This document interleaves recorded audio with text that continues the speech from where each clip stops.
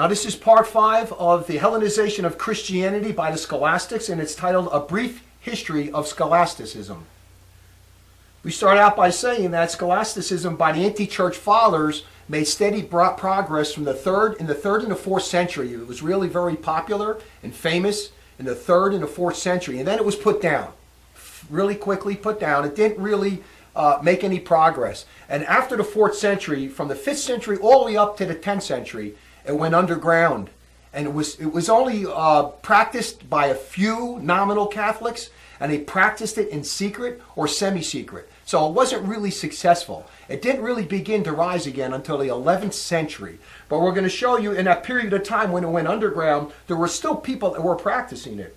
In the 8th century, for instance, as we just went over in our last lecture, the apostate John Damascene was the first nominal Catholic to author a dictionary of philosophical terminologies, which we call scholastic babble, but it never took off. It never became successful. In the 9th century, the apostate Rabanus Maurus published excerpts from the Priscian grammar that were unpurged of their glorification of mythology and philosophy. And also other nominal Catholics published works of the philosophers on logic, dialectics, and rhetoric that were unpurged of their glorification of mythology and philosophy. And this was in the 9th century, such as Aristotle's logic, Aristotle's dialectics, Cicero's rhetoric. But it never took off. It was only by a few, elite few people that were doing this. It never really made progress. Also in the 9th century, one of your really big bad guys was the apostate John Scotus Regina, and he glorified the philosophical works of the pagan Plato and the apostate Boethius. And he used philosophy's unique methods and terminologies. He was really bad, and he actually got condemned. Because when you do this stuff, as we proved before, you fall into heresies, one or more heresies. He fell into a lot of heresies. And he was actually condemned, this guy. But it never made steady progress. Not until the 11th century, when Satan was unchained in 1033, and also when the desecration started to take place, these things are all paralleling one another, did scholasticism start to make steady progress. We're going to read from the History of Christian Philosophy in the Middle Ages by the apostate Etienne Gilson. And he says, the movement initiated by Scotus Regina in the 9th century did not survive its author. Even apart from the aberrant character of some of its features, the doctrines did not find a political and social environment favorable to the development of a philosophical school. When all is said and done, there is for historians of philosophy little to reap of the desolate ground which extends from the death of Regina, that's in the 9th century, up to the early 11th century. And that's when it began, the early 11th century. Now we read the steady progress of scholasticism, the glorification of philosophy and mythology. We read from a manual of the History of Dogmas by the apostate Reverend Bernard J. Otten, S.J., and so-called, all the Jesuits were, almost all of them were apostates. Now we read here, up to the 11th century, scholastic activities were almost exclusively directed by traditionalism, true scholasticism of biblical works and all that, not the way we know it now. But thereafter, a new tendency began to manifest itself. Men were no longer satisfied with repeating and systemizing traditional teaching, although the contents of this teaching were even then universally regarded as a sacrosanct. The scriptures, biblical commentaries, and the true church fathers. That's what you learned, and that was it. Nobody thought of bringing in philosophy. They began to emphasize the rational side of revealed doctrines, to search for philosophical proofs, which, though in the very nature of things, were incapable of demonstrating the mysteries of Christian revelation. It was from these first attempts at placing the faith, so far as might be, on the rational basis that scholasticism, in a strict sense of the term, was born. And he says, up in the 11th century is when this began.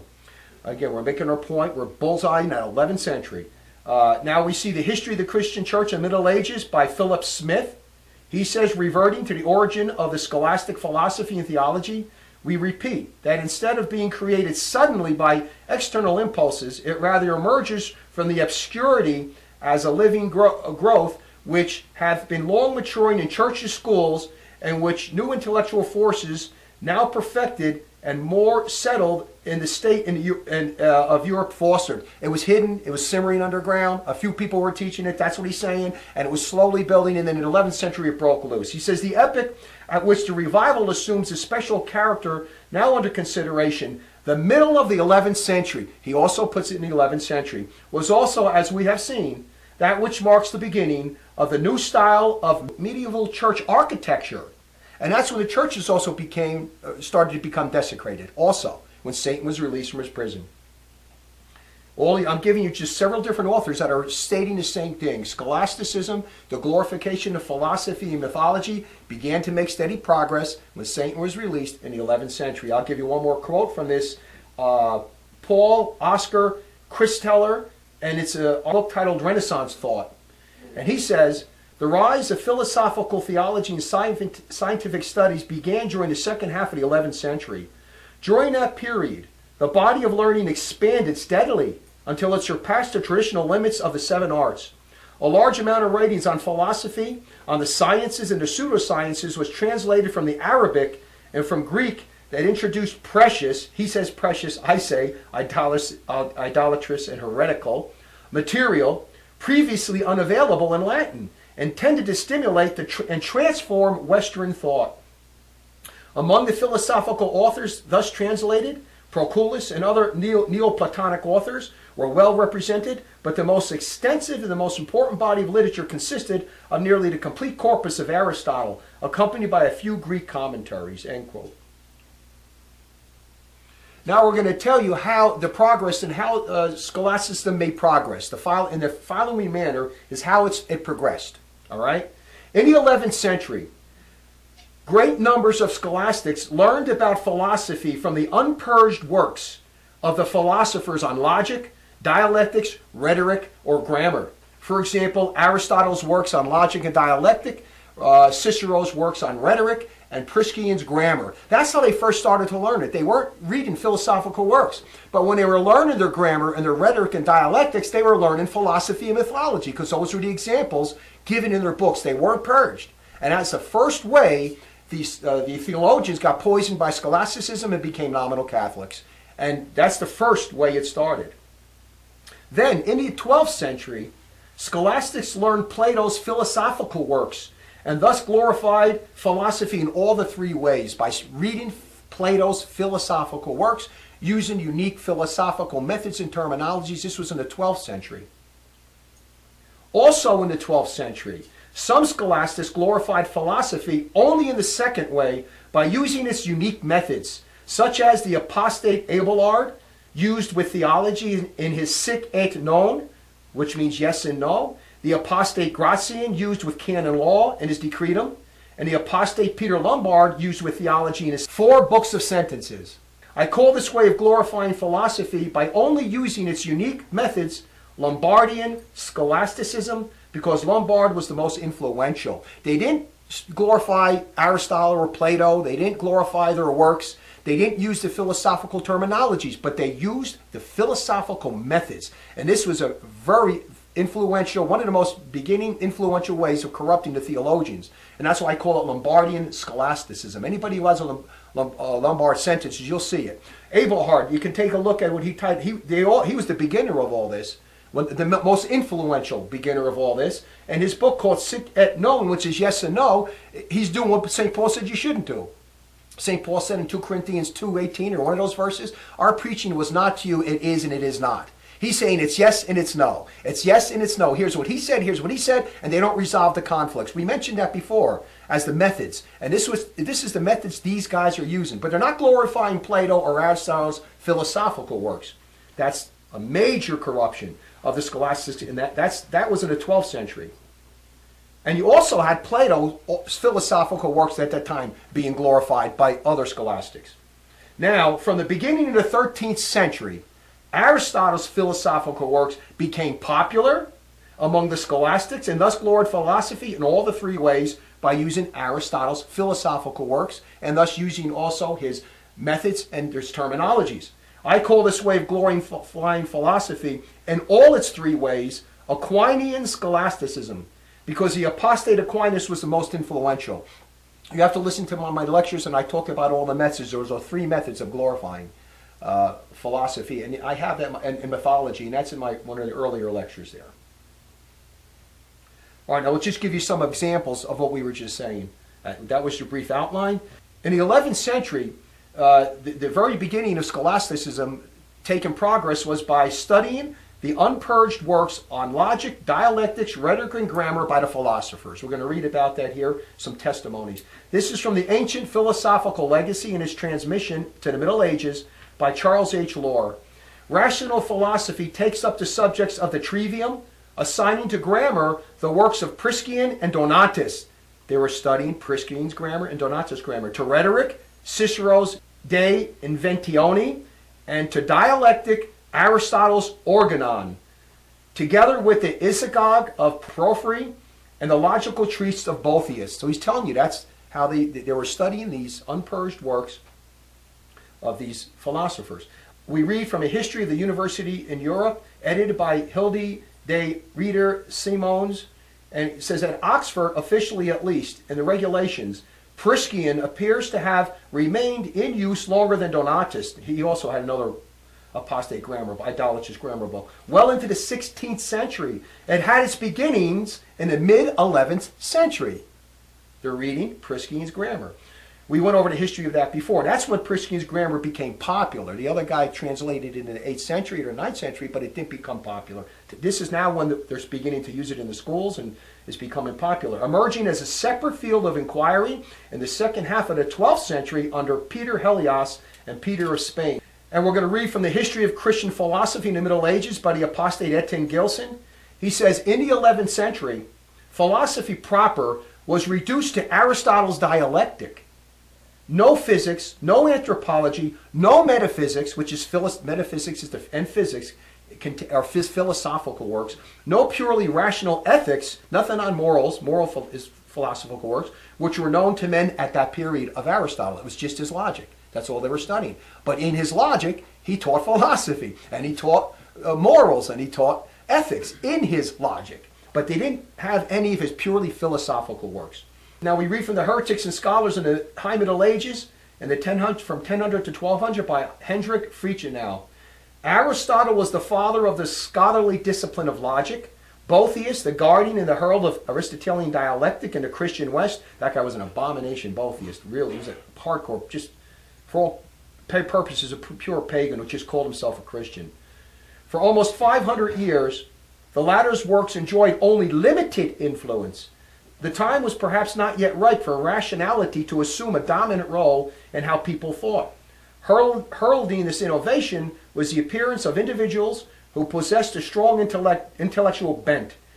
Gerbert of Aurillac, that was Fulbert of Chartres, and Berengar of Tours. That Gerbert of Aurillac was the future apostate Antipope Sylvester II. He was an abomination. A new golden age in the study of logic commenced with the close of their era, ushered in by the appearance of a handbook attributed to a certain Gerlandus before 1076, 11th century. That's the point we're making here again of these. They're beginning to study these unpurged works of logic, dialectics, rhetoric, and grammar. And one last quote from the Renaissance thought by Paul Oskresteller. During the Middle Ages, the Latin West was largely cut off from the richer Greek tradition and reduced to the indigenous resources of Roman literature, which was weak in philosophy, as we have noticed it. Thank God for that. That was their salvation. The body of secular learning provided in the monastic and cathedral schools of the period was limited to the elementary encyclopedia of the 7 liberal arts, that is grammar, rhetoric, dialectic, arithmetic, geometry, astronomy, and music. In this scheme, which prevailed to the 11th century, grammar was the leading subject, which included at times the study of Latin poets. Philosophy was represented only by dialectic. That's the only way they learned about it, was through the unpurged works of the philosophers. Philosophy was represented by dialectic, that is elementary logic, and this subject was largely based on Aristotelian treatises, translated by Boethius. Philosophy in a broad sense of the word, as known to the ancient Greeks, was almost forgotten, and the only author who made a genuine contribution to philosophical thought in that period, Scotus Erigena, in the 9th century, was an isolated figure distinguished for his acquaintance with Greek Neoplatonism. So again, he's saying, main point is, we're getting here is that the first corruption of scholasticism began by the unpurged works of the philosophers on dialectics, logic, rhetoric, and grammar that were unpurged, and that's how they were learning their philosophy. And that's how they became corrupt and became nominal Catholics. Now we're going to give you just a few quotes here showing that also in the 12th century, the philosophical works of Plato started to make steady progress. People were now studying Plato's philosophical works. We read from A History of the Church by Apostate Reverend Philip Hughes. He says, the tendencies of the masters at Chartres, still the chief center of philosophical studies, were not more reassuring. He's talking about how bad it was. Here, Neoplatonism was influential, and the Neoplatonist inclination to pantheism is evident in more than one of the works that issued from Chartres. That was a famous cathedral. All these guys were Platonists, bastards, scholastics. God is the essential form of all things. His presence in created things is their whole being. Apart from that, they are nothing and cannot exist. Such was the teaching of Thury, head of the school from 1141 to 1150, the 12th century. And then after all these guys in that period of time were corrupted with Platonism, studying and glorifying Plato's philosophical works. In the last years of the 12th century at Chartres, the Platonic tradition was still strong. Now we read from the Nominal Catholic Encyclopedia on Plato and Platonism. There were episodes, so to speak, of Platonism in the history of scholasticism. The school of Chartres in the 12th century and throughout the whole scholastic period, some principles of Platonism are especially of Neoplatonism are incorporated in the Aristotelian system adopted by the schoolmen. The Renaissance brought a revival of Platonism due to the influence of men like Bessarion, Plethion, Ficino, and the two Mirandolas. But Platonism now is beginning to be famous and it's making steady progress. Now all these things, once they show themselves or making they keep going. 13th, down till today, they're being studied. It hasn't ended. It hasn't ended. You're adding things and you're making it even worse. Okay, now in the 12th century also, this is the most influential way that corrupted most of your theologians in the beginning, was by using the unique methods of philosophy as put forward by Abelard in his Yes and No, and Gratian's Decretum with canon law, and Lombard's sentences with theology. Gratian used the scholastic method with canon law. He's the most famous one in that. And Lombard with theology in his sentences. And they both used these unique methods of scholasticism. And that canon law from that point forward got all messed up. And so did theology. Now, but first, we're going to give you a little history of it. In the 12th century, the glorification of philosophy by only using the second way of glorifying philosophy, by using its unique methods, made steady progress. This way only used the unique methods of philosophy and thus did not use its unique terminologies, nor use philosophical works for edification or enlightenment. Now when these guys first came out and it started to make steady progress in the beginning, it was not yet made a standard textbook till the 13th century. We're going to get into it in a minute. But as soon as Lombard started writing this, theologians started to pick up on it and started to grow. We're going to read about this in the Heretics and Scholars in the Middle Ages, from the 1000 to 1200 by Hendrik Friedenau. An example of the polemical works by conservative thinkers is the tract by Walter of St. Victor, who I said before, I think he was pretty good, this guy, Walter of St. Victor, entitled Against the Four Labyrinths of France. Walter attacked four eminent theologians of his age, whom he termed labyrinths: Abelard, Gilbert, Peter Lombard, and Peter of Poitiers. All of them, he contended, were possessed by the spirit of Aristotle and believed that they were able to resolve issues concerning the Trinity incarnation by means of scholastic nonsense. Now, if you read Lombard, he really didn't glorify Aristotle's philosophical works, although he studied him, so he was still guilty in that area, but his works didn't glorify it. I think he only mentioned Aristotle once in all his sentences, but he used Aristotle's unique methods of philosophy. We read here now from a book called Canon Law by the apostate Amuleto Cigonani. This is about canon law now. Other collections, especially those belonging to the 11th and 12th centuries, prepare the way for giving canon law its proper place among the sacred sciences.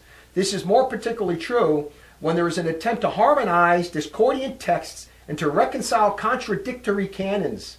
Immediately, great discrepancies became apparent. Gratian's Decretums, he says one thing here, one thing there, and he doesn't reconcile it. You make up your own mind of what's true and what's false. You got all these discordant opinions and there's no refutation of one or putting one up as a true opinion. So he's immediately a great when I started to read the canon law at this period of time, after I was done reading the theology, my head was spinning just like with theology. And what these canon lawyers are bad as the theologians. It's unbelievable. It was the same techniques, these unique methods where they present truth and error equally, and they don't tell you what's true and what's false. Or they present, if they do tell you truth sometimes, they'll wait a little bit later on, or maybe even then contradict it later on. Full of ambiguities, contradictions. Immediately, great discrepancies became apparent. Later collections were drawn up in accordance with these rules. These were called scholastic collections because following the method of scholastic theology. And this is footnote 12 in that book there. Examples of these are Liber de Misericordiae et Justitia of Algiers and the Decretum of Gratian. He's the most famous, this Decretum of Gratian. The Decretum contains 3,945 canons or chapters and is divided into 3 parts. The works is not simply a collection of canons, but truly a treatise setting forth the opinions and teachings of Gratian, as it fell within the scope of his work to resolve the antinomies of the canons, the contradictions. He either explained away the seeming discordance or indicated the more authoritative law, and now he goes over a whole list of the errors in the Decretum, a whole bunch of errors in there.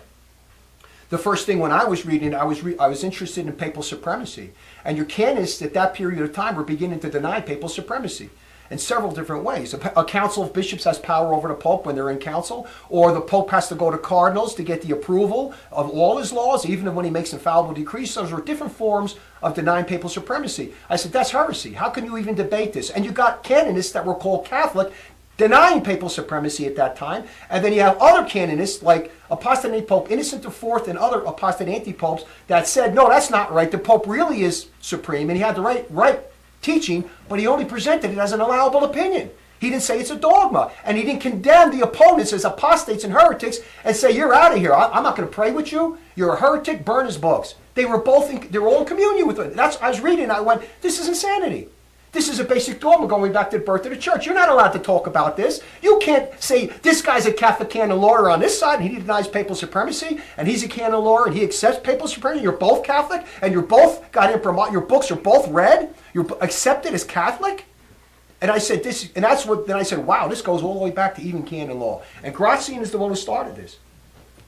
And all the other canon law collections from there on were contained in all kinds of and heresies too. He had heresies in his. I don't have it here, but my book I go into more detail on all these things. Now we're going to read from Giuliano Ciliano. It's an introduction to his Peter Lombard's The Sentences. He translated it into English, and this is his introduction. The texts which Peter presents are largely those which the schoolmen have already designated as the significant ones.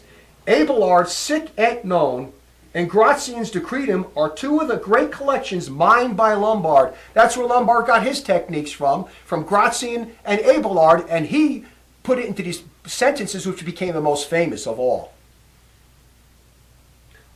History of the Church by Apostate Reverend Philip Hughes, we read, to his great contemporaries Abelard, Gratian, Hugh of St. Victor, and the author of the Summa Centarium, he, Peter Lombard, is especially indebted.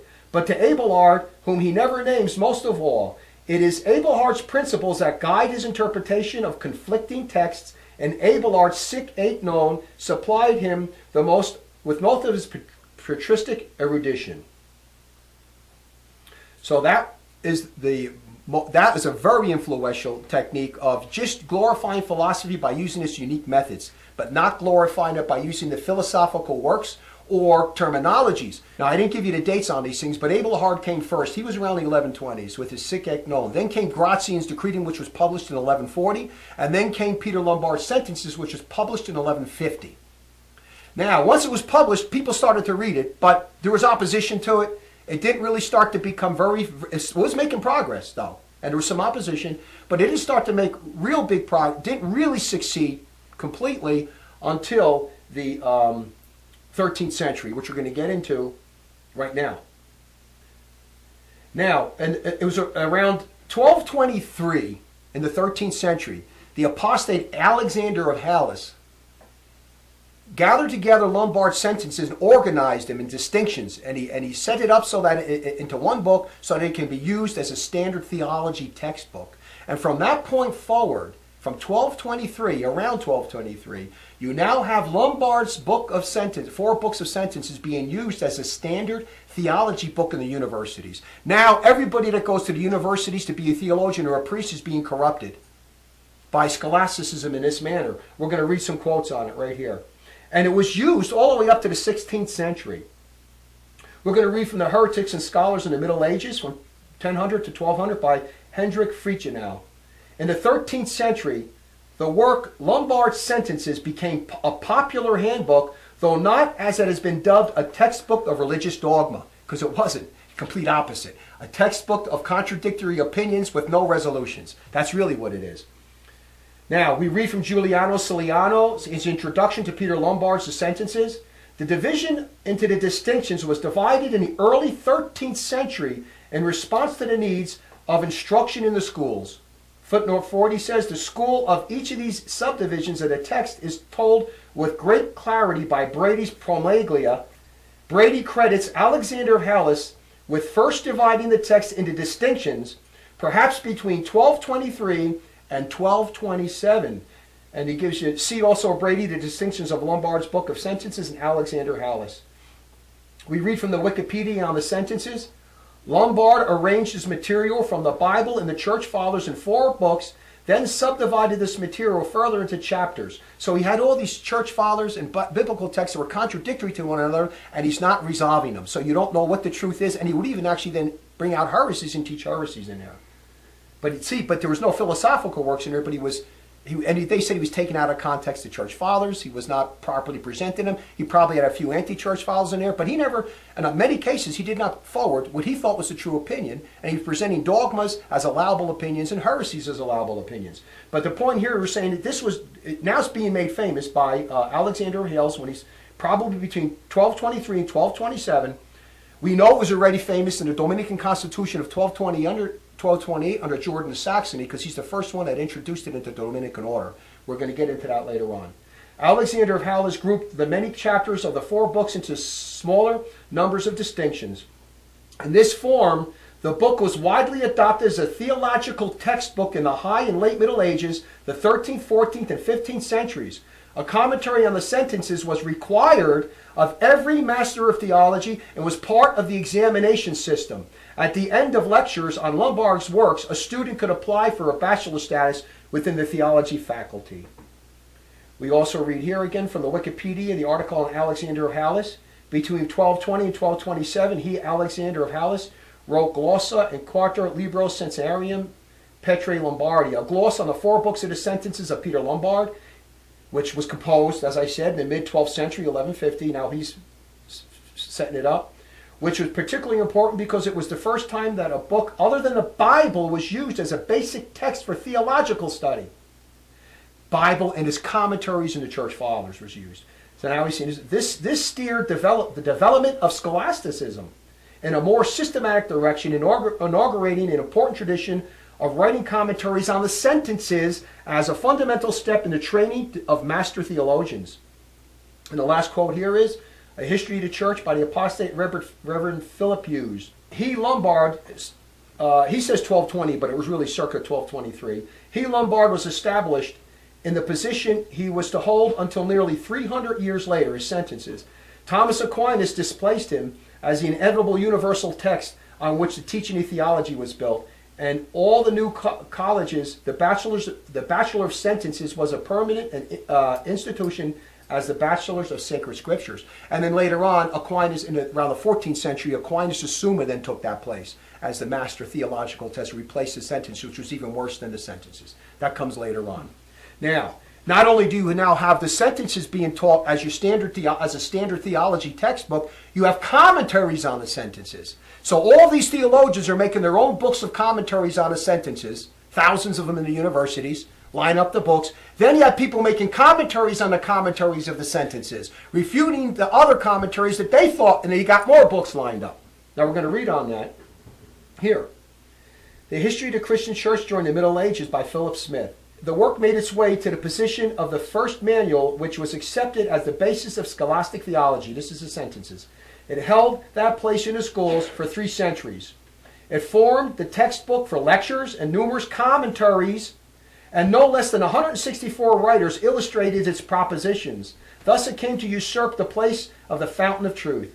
That this was the result of the universities, we have the emphatic testimony of the greatest of the schoolmen, for so we of the present day must regard Roger Bacon. He was another apostate too, a really bad one, but he didn't like this. He is mentioning something here correctly, even though he was a monster himself. Here's what he says. The bachelor who reads the text of scriptures, the Bibles, succumbs to the reader of the sentences. The sentences is now more important. Who is honored and preferred everywhere and in all things. He who reads the summaries holds disputations everywhere and is accounted a master. The other who reads the text, the Bible, is not allowed to dispute, which is absurd. Manifestly, therefore, in the faculty of theology, the text is subject to the summary alone. It's like now the Bible takes second seat, commentaries on the Bible and church fathers. The sentences is now their number 1 book. That's what he's saying right here. Now, one of the proofs that you can see that scholasticism was making steady progress was because there was also steady opposition against it. There were people that were opposing it. But sadly to say, most of the people that opposed scholasticism were scholastics themselves. They just didn't agree with all forms of scholasticism. Some of them believed, like the Book of Sentences of Lombard, almost all of them did, that that's fine. Because he's not glorifying Aristotle, Plato. He's just using philosophical methods. But that's scholasticism also.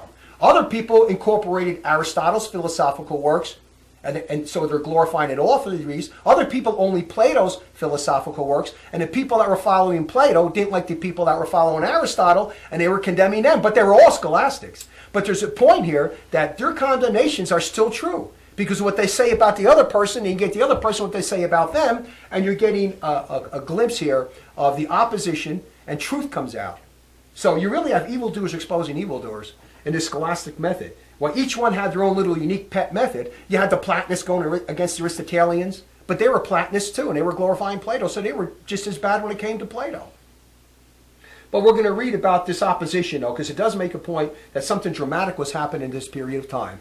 Wonder if this guy, Walter St. Victor, seemed to be good to me. I haven't studied him yet, so I don't know everything about him. So I'm not making a complete statement on him yet. But I'm guaranteed there had to be some people that completely opposed this, that were totally orthodox. But guess what? If they were, they couldn't go to the university, they couldn't go to theology school, and they couldn't be a priest. Because the priests at that time were being then rallied into the universities to get. I don't know about all the priests. But anybody who really opposed this stuff is going to be cast out. He's not going to get a theological degree. No one's going to listen to him. They're going to throw him into the mountains. They're going to kill him, maybe even kill him and silence him. They're not going to allow him to have a voice. So now you got scholastics fighting scholastics, and some were not as evil as others. But we're going to make just a few quotes here on the opposition that came about when scholasticism started to make steady progress. We're going to read about this in A History of the Catholic Church by the Apostate Reverend Philip Hughes. How amid this general revival of Catholic spirituality did the movement fare which strove to construct a reasoned exposition of Catholicism, scholasticism? At first it seemed fated to decline. From the moment when this tendency to satisfy rationality, the interest of the human intelligence in the truths revealed through the church first began to show itself, it met with opposition. Studies of this kind were they declared roundly, a menace to the faith of those who engaged in them. What the church taught should suffice, and where this presented difficulties to human understanding, man should be content to bow his head and humbly accept the difficulties without seeking further to resolve them. Such had been the attitude of Peter Damian. In the time of, back then, Peter Damian opposed this stuff too. He was like Walter St. Victor. Such had been the attitude of Peter Damian in the time of Lanfranc and Berengarius. Such was now the attitude of Bernard. The 11th century opponent of these studies had been largely influenced by the spectacle of the new difficulties into which the none too competent logicians had tumbled. The like catastrophes were not lacking in Bernard's time also to serve as a powerful argument against the new attempt to satisfy the never-old innate desire to know. Reason's over faith. Now intellect is over the will, and the brain is over the faith. And they're recognizing, you're saying this is dangerous, these studies. You have opposition to it. We read from an article titled Attitudes Towards Philosophy and Dialectic During the Gregorian Reform by Irvin Resnick. At the turn of the century, the German scholar Joseph Entries described the second half of the 11th century in the terms of a growing conflict between an incipient philosophical humanism and an entrenched antagonism to the arts in general and to dialectics or philosophy in particular. The attack upon philosophy, in his view, was led by three prominent anti-humanists or anti-dialecticians, anti-scholastics: Peter Damian, Olaf of Emmeron, and Manigold of Lautenbach. Gilson corroborates Endry's view when he suggests that the polemics that issue from the pens of Damian, Olaf of St. Emmeron, and Manigold of Lautenbach are characteristic. An attack upon philosophy such as theirs becomes vocal chiefly during such times when philosophy is threatening to invade the field of revelation. Within this framework, we are encouraged to view these polemics as signaling a conflict between reason and revelation, between philosophy and faith, between the conservative theology of the monastic schools and an emergent liberal humanism in the cathedral precincts, between ecclesiastical authority and intellectual freedom, all constituting the birth pangs of the 12th century Renaissance. Here it is, all starting in the 11th century, and there's your opposition against it. We also read from A History of the Church by the Apostate Reverend Philip Hughes. Peter Lombard's success, for all the merits of his work, was hardly won. Opposition to the method of his book showed itself immediately when it came out in 1150, and opposition also to some of his teachings, which were heretical. He had some horrible heresies in his book. Walter of St. Victor was at any rate one of the most bitter of Peter's critics, as his pamphlet provoked by Peter Poitier's great commentary on the Lombard, the first of hundreds, shows. It is called Against the Four Labyrinths of France, and attacks with a violence that knows no limits Abelard, Gilbert, Lepore, Peter Lombard, and Peter Poitiers. His book was resisted right in the beginning of the 1150s. That's why it took up until 1223 when Alexander of Hales organized it to then become actually successful. Because people were opposing it. It took a couple years, and then but it kept making progress. Then the opposition got less and less, and I'm sure the opposition, how they get less and less, is they get kicked out, they get thrown out, they get murdered maybe. Maybe they put them under some type of a censure, and in that case you don't obey it. We can only imagine how many, we don't, like I said before, during this period of time, there's many people that were saints that we don't even know about. Because they cast them out, they would not allow them to even have a voice. Okay, so here, this is just a few quotes of some of the opposition. My book goes into more, has many more quotes on that. All right, we're now going to talk about the corruption of the Franciscans and the Dominicans. The first thing I want to say is that St. Francis and St. Dominic, I firmly believe, were really great saints. From all the information I have so far, I really do. I believe they were called as two pillars to try to save the Catholic Church reputation from all these scholastics and apostates and from their vanity and their luxury but they didn't listen to them.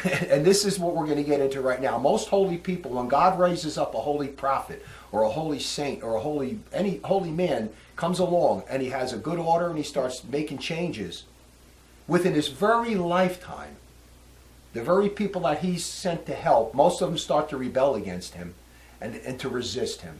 And then after he dies, they even get worse. So the point is, even though the holy man comes along and he makes a difference, he does get some people to become very good and to obey God's commandments, a few people.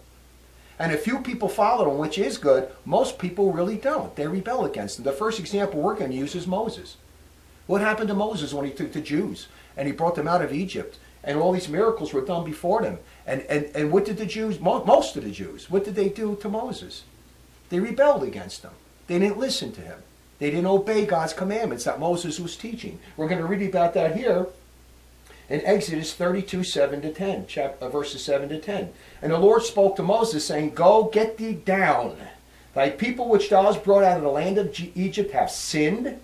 They have quickly strayed from the way which thou didst show them, and they have made to themselves a molten calf, and have adored it, and sacrificing victims to it, have said, These are thy gods, O Israel, that have brought thee out of the land of Egypt. And again the Lord said to Moses, I see that this people is stiff-necked. Let me alone, that my wrath may be kindled against them, that I may destroy them, and I will make of thee a great nation. Here's the point. Moses, a holy man of God, preaching the commandments of God, backed up with massive miracles, yet most of the Jews were unfaithful, unbelieving, or immoral. In this case, they were apostates, idol worshippers, in the very lifetime of Moses. St. Paul, what happened to him? Many times when he would go and preach to an area and convert people, he'd have to come back and say, oh, what happened? You fell away so quickly. He says this in Galatians 3:1. O senseless Galatians, who hath bewitched you that you should not obey the truth? Before whose eyes Jesus Christ had been set forth crucified among you. So he teaches the truth, they convert, he goes away, and all of a sudden they're not obeying the truth anymore. They're not listening to what St. Paul said. They're disobeying the truth. This happened to St. Paul several times, and that's why you have to continue to write letters to them, to try so they would keep the faith, to refute those who would rebel against him in his own lifetime. St. Jude talks about how from the very beginning of the church, when the apostles were going out preaching, that there were people that are entering amongst the Christians that were not true Christians, and they were trying to subvert the faith. We read about this in Jude chapter 1, verse 4. He says, for certain men are secretly entered in, who are written long ago unto judgment, ungodly men, turning the grace of our Lord God into righteousness, and denying the only sovereign ruler and our Lord Jesus Christ. We have many verses like that. So the point's being made that when you have a holy man, like St. Francis and St. Dominic in their own lifetime, doing a lot of good things, converting a few good people, having some good convert, most of them are rebelling against him, of his own people, of their own Franciscans, of their own Dominicans. Now, it gets even worse after they die, because once they die, then they get even worse, because then there's no holy man around. They had some holy men under him, St. Francis, but they did the same thing to them, and the orders generally, if you follow the history of God's chosen people, when they fall, once they start falling away, they get worse and worse and worse. Then he sends another holy man, they get a little bit better, then they get worse and worse and worse. But after the holy men die, the people, right as soon as after they die, they get even worse. Moses says this in Deuteronomy 31:27-29. He says, for I know thy obstinacy and thy most stiff neck. While I am yet living and going in with you, you have always been rebellious against the Lord. St. Dominic and St. Francis could say this to his own people. How much more when I shall be dead? Gather unto me all the ancients of your tribes and your doctors, and I will speak these words in their hearing, and will call heaven and earth to witness against them. For I know that after my death you will do wickedly, and you will quickly turn aside from the way which I have commanded you. Just substitute St. Francis and St. Dominic in here. It's perfect. We're going to give you the evidence on it too, how his own people rebelled against him. St. Paul says the same thing. In Acts 20:29-30, I know that after my departure, ravening wolves shall enter in amongst you, and from your own self shall arise men teaching perverse things, drawing away disciples after them. St. Paul says, I know that after my departure, ravening wolves will enter in. Right after St. Paul dies. But even when he was alive, he's seen it happening. Okay, now we established the fact that just because you had some apostate Franciscans and apostate Dominicans, or immoral Franciscans, it doesn't reflect upon St. Dominic or St. Francis. Now we're going to read about how his order, not only did the Franciscans and Dominicans get corrupted, they became one of the worst corrupting influences in the church. It's almost like from the greatest down to the worst, and they were foremost, Dominicans number one, and then the Franciscans of the Scholastics.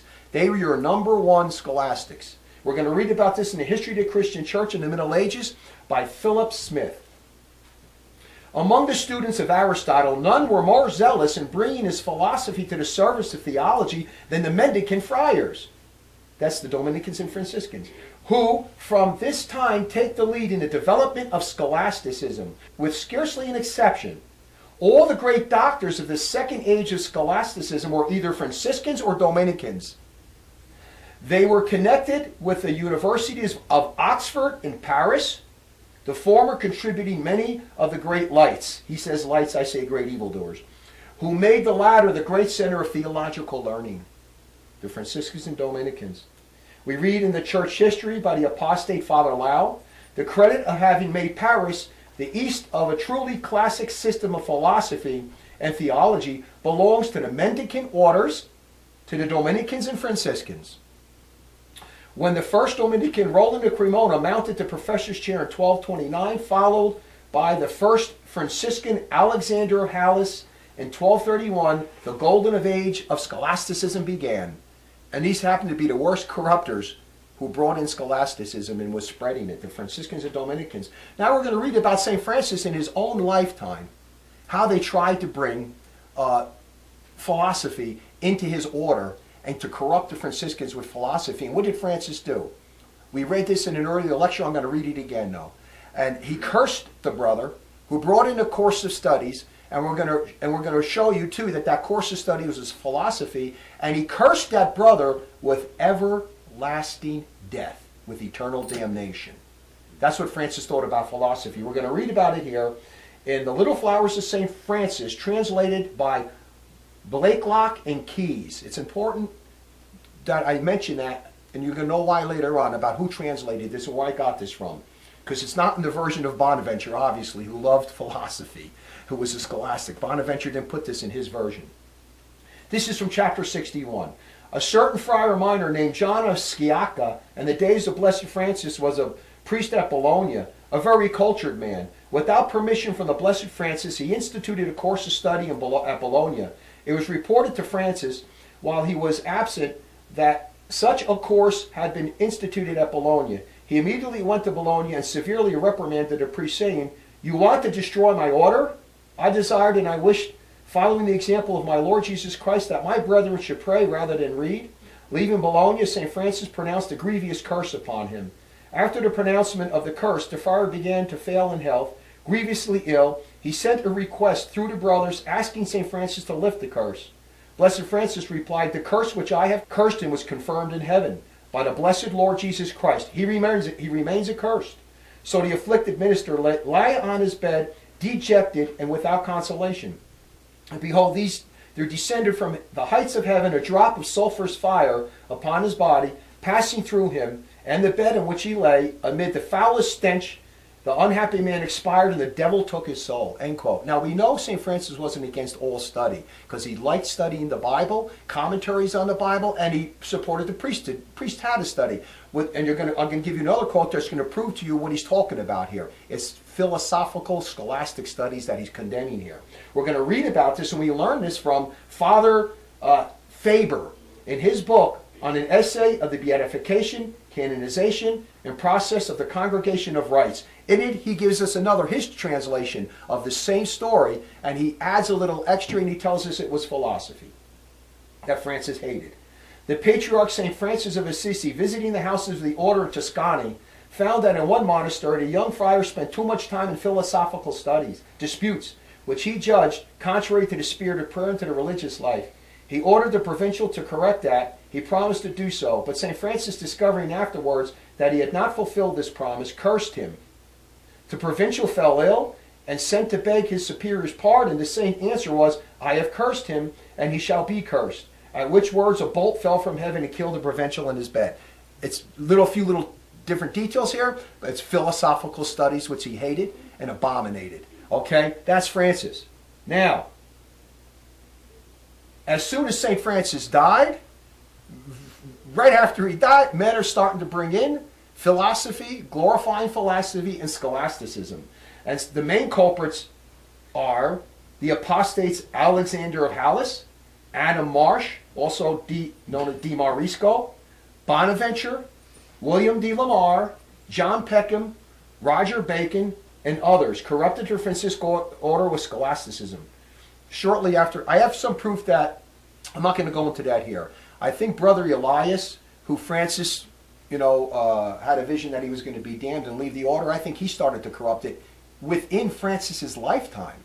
I think he was trying to bring it. We already know these two guys. This one guy did, but I think Brother Elias tried to bring it in too. I don't want to do that here. It's going to take too long. That'll be in my book. But certainly right after he died, scholasticism is now, and the glorification of philosophy is coming in, and even mythology is coming into the Franciscan order. We read about this in the History of the Christian Church in the Middle Ages by Philip Smith. We have already seen how soon the learning which St. Francis rejected as needless, and I say heretical, was cultivated by his first disciples as a needful means of fulfilling their mission. The one guy he cursed, and I think Brother Elias did too, and after he died, his very first disciples brought it in. Even before their master's death. See, he says, which we knew that. The little band of minor brethren who came over to England in 1224, Brother Elias sent them over there, found home at Oxford, where the Dominicans were already settled, and her historian gives a graphic account of the growth of the school, which was soon to be as famous abroad as at home. Their leader, Father Angelus, caused a decent school to be built at Oxford and was its first teacher. The energy developed by the friars in England was quickly brought to stimulate the progress of scholastic theology on the continent. They're the ones to bring scholasticism into England, the Franciscans, the Apostate Franciscans. Foreigners were sent to the English school as superior to all others. It enjoyed a reputation throughout the world. As a university, Oxford rose to a position second, not even to Paris itself. Those are the two main centers. Paris was really more popular, but Paris and Oxford, of the scholastic centers. The great Parisian School of Theology, which occupies the second period of scholasticism, had for its earliest teachers the Welshman Thomas Wallace and the more famous Englishman Alexander of Hales. Thomas Wallace was a so-called Franciscan, and so was Alexander of Hales. He became a Franciscan within his lifetime and then corrupted the order. He probably was sent there by the devil purposely to do it. And the most famous Englishman, Alexander of Hales, who they called the irrefragable doctor, or the doctor of doctors. His brief eulogy in a list of the great men of the order describes him as a doctor, chancellor, and archdeacon of Paris, and records that, giving up the pomp of secular life, he took the habit of the minor brethren in the year 1228, in which he lived 17 years, virgo et doctor irrefragabilis. He died at Paris in 1245 and went to hell, I added that. He is reckoned by some historians as the true father of scholasticism, and he certainly seems to have been the first who adopted this specially scholastic form of a complete summary of theology. He wasn't the first, but put it all together in a complete summary of great labor and bulk, in which the doctrines were set forth as a series of propositions with the arguments marshaled in syllogistic array. In Hales, the influence of Aristotle becomes fully visible. 1228. Francis died in 1225. And so shortly after his death, they're corrupting. Even during his life, they were corrupting the order. But it got worse after he died. I mean, you can imagine. You read the story about what he did to that other guy with philosophy. Imagine what he did with this guy. They don't heed the warning. But anyway, let's read on again more here from the History of Christian Philosophy in the Middle Ages by the Apostate Etienne Gilson. The arrival of the Franciscans at Oxford took place in 1224. The first master in theology at the university was Adam of Marsh. Now, Adam of Morisco, Adam of Marsh, he wasn't as bad as the others, but he was bad. He read the sentences of Lombard and never condemned them as heretical, never denounced them, and removed himself from people who were studying the sentences. He didn't like the sentences, though. To his credit, a little credit, he didn't like it because of all the ambiguities and the methods, but he never really condemned it. He never said it was evil. Now, he also didn't like philosophical works, Adam of Marsh. He didn't like that neither. But he never condemned the sentences and allowed the brothers to continue to do it. And he did not condemn the other Franciscans that were glorifying philosophical works and studying the sentences. So he was guilty by sins of omission and association. He did not condemn or denounce these people at all, even though he didn't like it. Okay? Now, after he died, and he became, I think, one of the masters there at Oxford. And after he died, and we're going to get to that later on, then the next Franciscan master at Oxford then brought in the sentences and philosophical works. But we're going to get into that later. But Adam Marsh was still bad, although he was not as bad as the other guys, but he was still bad. The first master in theology at the University of Oxford was Adam of Marsh, whose learning Roger Bacon has several times highly praised, but whose writings have not yet been discovered. Adam seems to have taught there about 1247 to 1250. He died about, now at the same time, this is in England, Alexander of Hales is in Paris in France, and he's teaching Aristotle and all that from 1228 onward. And he died, this is Adam Morisco, he died between 1259 and 1269.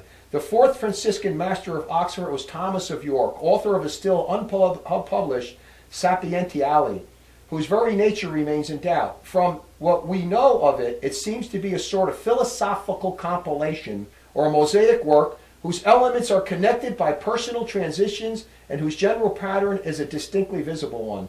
Thomas borrows from Alfarbi, Avicenna, Averroes, these are all your Arab philosophers. Gabriel, and this is the Jewish one, Maimonides. That was the apostate Jewish philosopher. An excellent picture of the average philosophy of its times and an inexhaustible source of historical information, because Thomas usually quotes his sources. The Sapientiale seems to be an impersonal exposition of philosophical interests. The Franciscans, the Grey Miners, arrived at Oxford in 1224. The first masters at the university were Adam of Marsh, then Thomas of York, of which mention has already been made. The successor of Thomas of York was Ricardus Rufus, Richard of Cornwall. He first read the sentences at Oxford in 1250 and 1253. Then at Paris, where he succeeded Bonaventure from 1253 to 1255. In 1256 he returned to Oxford. Actually, Oxford did not officially make, I think, the sentences and philosophical works part of their curriculum until 1256. But they were reading it.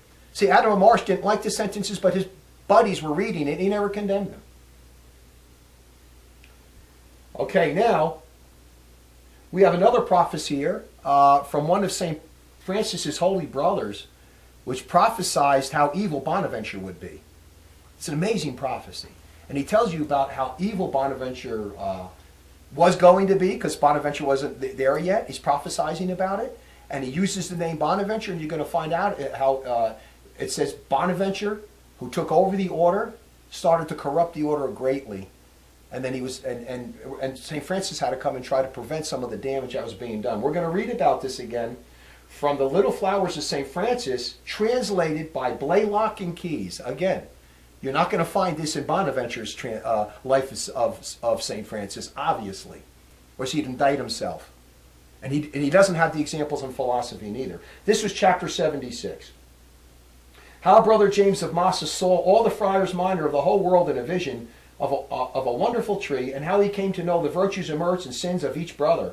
It was to Brother James of Massa that God opened the door of his secrets. This Brother James, at some time in the ministry of Brother of John of Parma, was once wrapped and remained unconscious for 3 days, so that the friars began to wonder if he was dead. Brother Matthew, who was then minister of the province of the Marches, summoned him after the rapture, and under obedience bade him to tell what he had seen. He said that he saw Christ seated on a mighty white throne, sending forth St. Francis with 2 angels, and he gave Francis a chalice full of the Spirit of life with these words: "Go visit your friars and give them to drink of the Spirit of life, for the spirit of Satan will arise and attack them. Many of them will fall and be unable to rise again and go to hell." See? Right after his death, this is a prophecy. Then St. Francis came to administer the Spirit of life as he had been bidden. Beginning with Brother John, the minister general, he gave him the full cup of the Spirit of life. He accepted the full cup from the hand of St. Francis and quickly and devoutly drank all of it. And when he had drunk, he had become as radiant as the sun. And after him Francis offered to all, one by one, the cup of the Spirit of life. Very few there were who received it, were becoming reverent, and drank all of it. So, depending on how much you drank, depending on how reverent you were. If you didn't drink it all, you were absolutely irreverent. And it's showing how many of his brothers really were going to be apostates and fall away. Those few, as it was only a few, who reverently drank all of it, assumed the sun-like radiance. Those who poured some out, all became black and dark. You had to drink the whole thing. It's like you have to obey all of God's commandments. If you disobey just one even, you're dead. Those only who poured out some of it became black and dark, deformed, ghastly, and horrible to look upon, resembling devils. Some drank part and poured out the rest, and according as such one received or poured away the Spirit of life offered to them in the cup, so in corresponding measure they took on darkness or radiance. But brightly outshining all of them on the tree was Brother John, who, totally absorbed in contemplating the infinity of God's grace, perceived with the instinct of true enlightenment that a whirlwind and mighty tempests were making towards the tree, the Franciscan order, descending from the top of the branch of the ruler, where he had been standing. He concealed himself in a more solid part of the trunk. So he's not at the head of the order anymore. He's got to leave. It's attacking the whole order. While there he watched and devoted himself to contemplation, Brother Bonaventure had climbed up to the place from which he had descended to the top of the tree. Now Bonaventure was the head of the order. Bonaventure had climbed up to the place from which he had descended, and he drunk part of the chalice offered him and poured away part of it. His fingernails were turned to iron, sharp and cutting as razors. Leaving the place he occupied, he rushed and to attack Brother John. He's trying to attack the good Franciscans. He's attacking them. Bonaventure. Of course, he would have attacked Francis, because Francis would have attacked him. What a battle that would have. Francis would have cursed him with everlasting death because of the philosophy. When Brother John saw him, he called on the Lord Jesus Christ. On hearing Brother John's call, the Lord called St. Francis and gave him a sharp stone and said, "Go and cut off the fingernails of Brother Bonaventure, with which he wants to rend Brother John, so that he cannot hurt him." So Francis is protecting his faithful brothers that are now in hiding, while apostates took over the order. They're hiding, and he's protecting them from being wiped out totally. So he says, "Go and cut off the fingernails of Brother Bonaventure, with which he wants to rend Brother John, so that he cannot hurt him." So St. Francis came and cut off the iron fingernails of Brother Bonaventure. Brother John remained in his position, radiant as the sun. Then the violent whirlwind arose and struck the tree, and all the friars began to fall off. The apostates, they're all apostatizing now. They're Scholasticism. And Bonaventure is at the head of this thing. One of the head. He's not the only head, but he was the head of the first head of the order. I think that corrupted like that. These other guys were not the head of the order. The first to fall were those who had poured out the whole content of the chalice of the Spirit of life. Brother John and those who had drunk all the contents of the chalice were by divine power translated to a region of life, light, and splendor, away from what appeared to the order now, so they would have persecuted them. Those who fell, already cast into gloom by ministers of darkness, were taken away to abodes of wretchedness and obscurity. They were damned. There's more on here. Let me see this last part.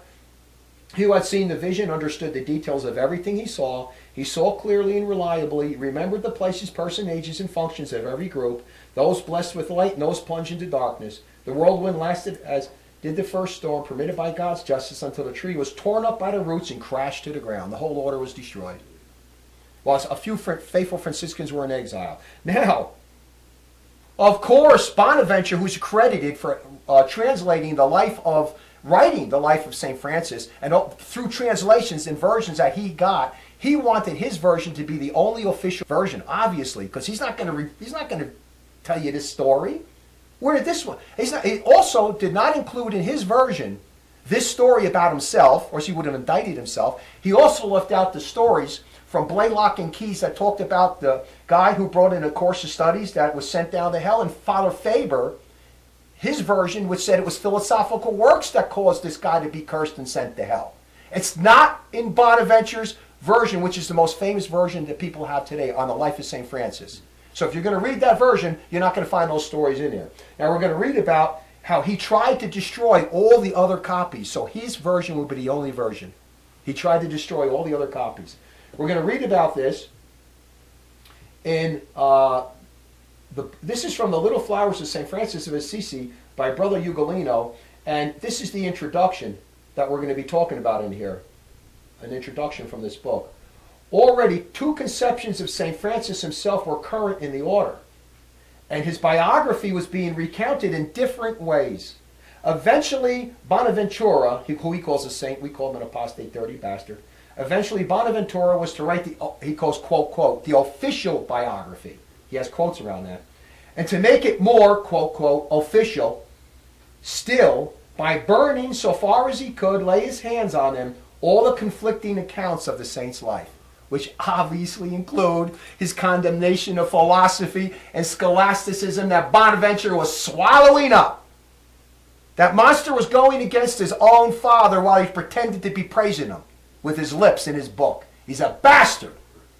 Father Faber got his translation from someone else, and so did Blaylock and Keyes, who's a Protestant. I had to go to them to get it, because your apostate nominal Catholics do not want you to read this stuff, because they love scholasticism from this period forward. They're all embittered by it. You can't be a priest or theologian, especially from the 1250s forward, unless you're a scholastic. They hide this stuff. Now, in my book, I go over into more details about the scholasticism and the heresies of Alexander Hallis, Adam Marsh, Bonaventure, William de Lamar, John Peckham, and Roger Bacon. Okay, now we're going to talk about the corruption of the Dominican order and how that happened for sure shortly after Dominic died. Okay, now, one proof that we have that St. Dominic hated philosophy And he didn't even condone the apostate Peter Lombard's sentences is in the Dominican Constitution of 1220, which Dominic was present and he's the one that confirmed it. And in that constitution, he says nobody should study philosophy, not even for an hour, and they should study the Bible, commentaries on the Bibles and church fathers, and he doesn't even mention the sentences. So it was just purely the Bible, commentaries on the Bible, and the church fathers. That's what he had them study. You shall not study philosophy for an hour, nor were the Lombard sentences in there. So that's good. So after he dies, the next Master General is Jordan of Saxony. And Dominic died in 1221. And in 1223, Alexander of Halys is the one who composed the sentences. As you remember, we spoke about that already. He composed the sentences and organized them, and they then became the official standard theology book for the universities and for all the theologians in 1223. So in 1228, Jordan of Saxony, the next Master General of the Dominican Order, they come together and form another constitution. It's called the Dominican Constitution of 1228. In that constitution, he still bans philosophy. He says, nobody shall study philosophy for an hour. Of course, he keeps the Bible and biblical commentaries and church fathers, but he says, and they shall also study the sentences. There it is. That's the first injection officially into the Dominican order of scholasticism, of the glorification of philosophy by Jordan of Saxony, the very next Master General after Dominic died. Like St. Paul said, after my departure, ravening wolves shall enter in. Now they're being corrupted by that second form of glorifying philosophy by using unique methods by Lombards, apostate, and scholastic sentences. Now, Jordan of Saxony still, though, banned the philosophical works. But what was happening then, him not as much as they say as the next apostate Master General was Raymond of Pennyford, another apostate. Then was the apostate John of Teutonicus. And especially they say apostate John of Teutonicus when he was in power, which was from 1241 to 1252, even though they weren't allowed to study the philosophical works, they were allowed to get a dispensation to study. And that's always been the case in the church. You can still read banned books if you need to, for historical purposes, educational purposes, or refutational purposes. But you need to get a dispensation. So the next stage of how the philosophical works started to enter into the order, it was unofficial, but they got dispensations, liberal dispensations. They were given to almost everybody. You want to study Aristotle? I dispense you from the rule that says you're not allowed to read philosophy. You want to study Plato? I dispense you from that rule. That's how the apostate Aquinas and Albert the Wretch and Halys were studying this before it entered the order. You say, how come Halys was allowed to study? Halys was in the Franciscans.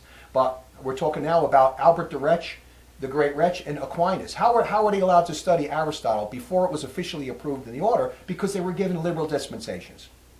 Almost everybody got it. And when you start giving liberal dispensations, the rule is no longer a rule anymore. You may as well throw the rule out the window. That's how they first started to get corrupted by philosophical works. And they were allowing the Dominicans to start studying these works by dispensations. And that was going on from 1228 all the way up, probably even earlier than 1228, but not when Dominic was alive. So let's say at least 1222, all the way up to 1259. 1259 was another very key moment in the Dominican order in corruption. That's when the Dominican Constitution of 1259, and the Master General of the order at that time was Humbert of Romans. He's the one who approved it. The apostate Thomas Aquinas and the apostate Albert the Great Wretch were present at that constitution, and they were influential in passing this addendum to the Constitution, which you can now, not only could you now study all the philosophical works that you want, they even made it like mandatory into the core curriculum of the Dominican studies. You can now study Aristotle, Plato, and all the philosophical works. Now it's official. That was 1259. Now it became official. All right, now we're going to show you a little chart here. You're going to look at St. Dominic, what he taught in 1220, in the 1220 Constitution. Next to that, you're going to look at what Jordan of Saxony taught. Then you're going to see what John Teutonicus and the others started to allow liberal dispensations. And then you're going to see the final result, with the end of the corruption in 1259, when it then entered in, the philosophical works entered into the core curriculum. First the sentences in 1228, And then the philosophical works in 1259. We're going to read St. Dominic's Constitution of 1220. They, the students, shall not study the books of the pagans and philosophers even for an hour. They shall not learn secular sciences or even the so-called liberal arts unless the master of the order or the general chapter decides to provide otherwise in certain cases. But everyone, both the young and the others, shall read only theological books. We further ordain that each province is obliged to provide brethren destined for study with at least 3 books of theology. The so assigned shall mainly study and concentrate on church history, the sacred text, the Bible, and glosses, commentaries, which come from the church fathers. That's it. There's no sentences in here. Now take a look at the Dominican Constitution of 1228, which Jordan of Saxony passed. He has everything's the same in here except for one thing. As you notice on the bottom, he says, those so assigned shall mainly study and concentrate on church history, sacred texts, and the glosses, and the sentences. He includes Lombard sentences. That's the first corruption of scholasticism that officially entered into the order. Now we look at the chart on 1259. Now the Dominican Constitution of 1259 allows all of the philosophical works along with the sentences. The corruption is totally complete. Now we're going to read a little history of that from a book called The Contested Theological Authority of Thomas Aquinas by Elizabeth Lowe. And she has some very good statements in here. And she also brings up a point that we're going to mention right here. When these things started to enter into the Dominican order, there was opposition to it. Not just from Franciscans who didn't like Aristotle, because they were like Plato people, and they were bad too with Plato. But so they would attack the Aristotelianism, the Aristotle philosophy. Their own Dominicans were opposing the philosophical works. They didn't like it. There was opposition from the Dominicans that didn't like it. And some of them didn't like the sentences too. But most of them didn't complain about the sentences. What they complained about, though, was the philosophical works, especially when it entered the core curriculum. In 1259, then a battle royal began in the Dominican order, where you had those who opposed it and those who liked it. But you're going to read about all this history in here. This is going to be a little bit of a lengthy quote, but we'll start now from it. A number of hindrances stood in the way of Aristotle's entry into the order of preachers, the Dominicans, not least of which were the surfeit of canonical prohibitions against the public reading of Aristotle's Metaphysics and other books on natural philosophy, which is philosophical works. They were obeying the canonical provisions and they were not doing it, like Dominic said. The first Dominicans incorporated the canonical prohibitions just mentioned into their primitive constitutions, St. Dominic's Constitution of 1220, and subsequently replicated them in their capitular legislation. That was Dominic's Constitution of 1220, Rule 28. Considered cumulatively, Dominican legislation against forbidden studies were much more comprehensive than were those applicable in the universities or in any other ecclesiastical institution, because at Paris they were already studying this stuff. And they were being condemned for doing it. They were studying Aristotle and Plato in Paris, but he wasn't allowing it in his order. Yet these prohibitions, in turn, were offset by the Dominican habit of granting dispensations for the pursuit of studies or any other activity which would aid the order in achieving its mission. Although the practice of granting dispensations began in 1228, so it began under Jordan of Saxony. He started to give all these liberal dispensations. Even though his own order says you can't study philosophy for an hour, he's given liberal dispensations. He says, although the practice of granting dispensations began in 1228 and accelerated under Hubert of Romans, Teutonicus was really bad too, it reached its acme under the generalship of John Teutonicus in 1253. Hubert of Romans actually was the one who codified it, so you didn't even need it. He was given liberal dispensations himself, and then he codified it and made it law that you can now study it. Most of the dispensations granted by Teutonicus, however, were to provinces, not individuals, to whole provinces. For example, in the 1240s, Teutonicus allowed the province to experiment with schools and logic. The more liberal orientation had two intriguing components to it. First, in the 1240s, provinces were granted greater freedom in deciding their policies regarding the philosophical studies of their friars. Secondly, this new freedom seems to have been, for the most part, limited to the logic and moral philosophy. Then in 1243, Frater Boniface was ordered to turn his philosophical books into his prior.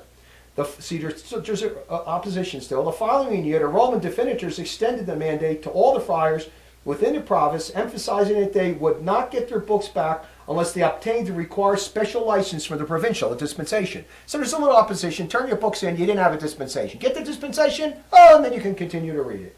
I'm not against giving dispensations to people who need them. You give them out liberally to everybody, then there's no general rule there.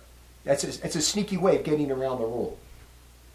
Aristotle's works were first officially integrated into the Dominican core curriculum in 1259 when the friar preachers adopted a new Ratio Studiorum. The decision to overhaul the curriculum of the Dominicans began in 1258 or earlier when Hubert of Romans, he was the Master General of the Order, in conjunction with the General Chapter, appointed a committee to draft a list of recommendations for the reform of the Dominican schools, headed by Albert the Great, Wretch. The committee also included Thomas of Aquinas, Peter of Tarantese, Florence of Hesdin, and Bonhomme of Brittany. Paradigmatic of the Dominican tradition of appointing its best and brightest to draft policy and design curricula, the identity of the committee members is significant, for their views did not represent those held by the majority of the lectors. Not everybody agreed with it. He picked out the choice guys he wanted that supported philosophy, but they didn't all agree with it. The Ratio Studiorum was first officially adopted by the General Chapter of 1259 and ratified by the following two chapters. Here it is.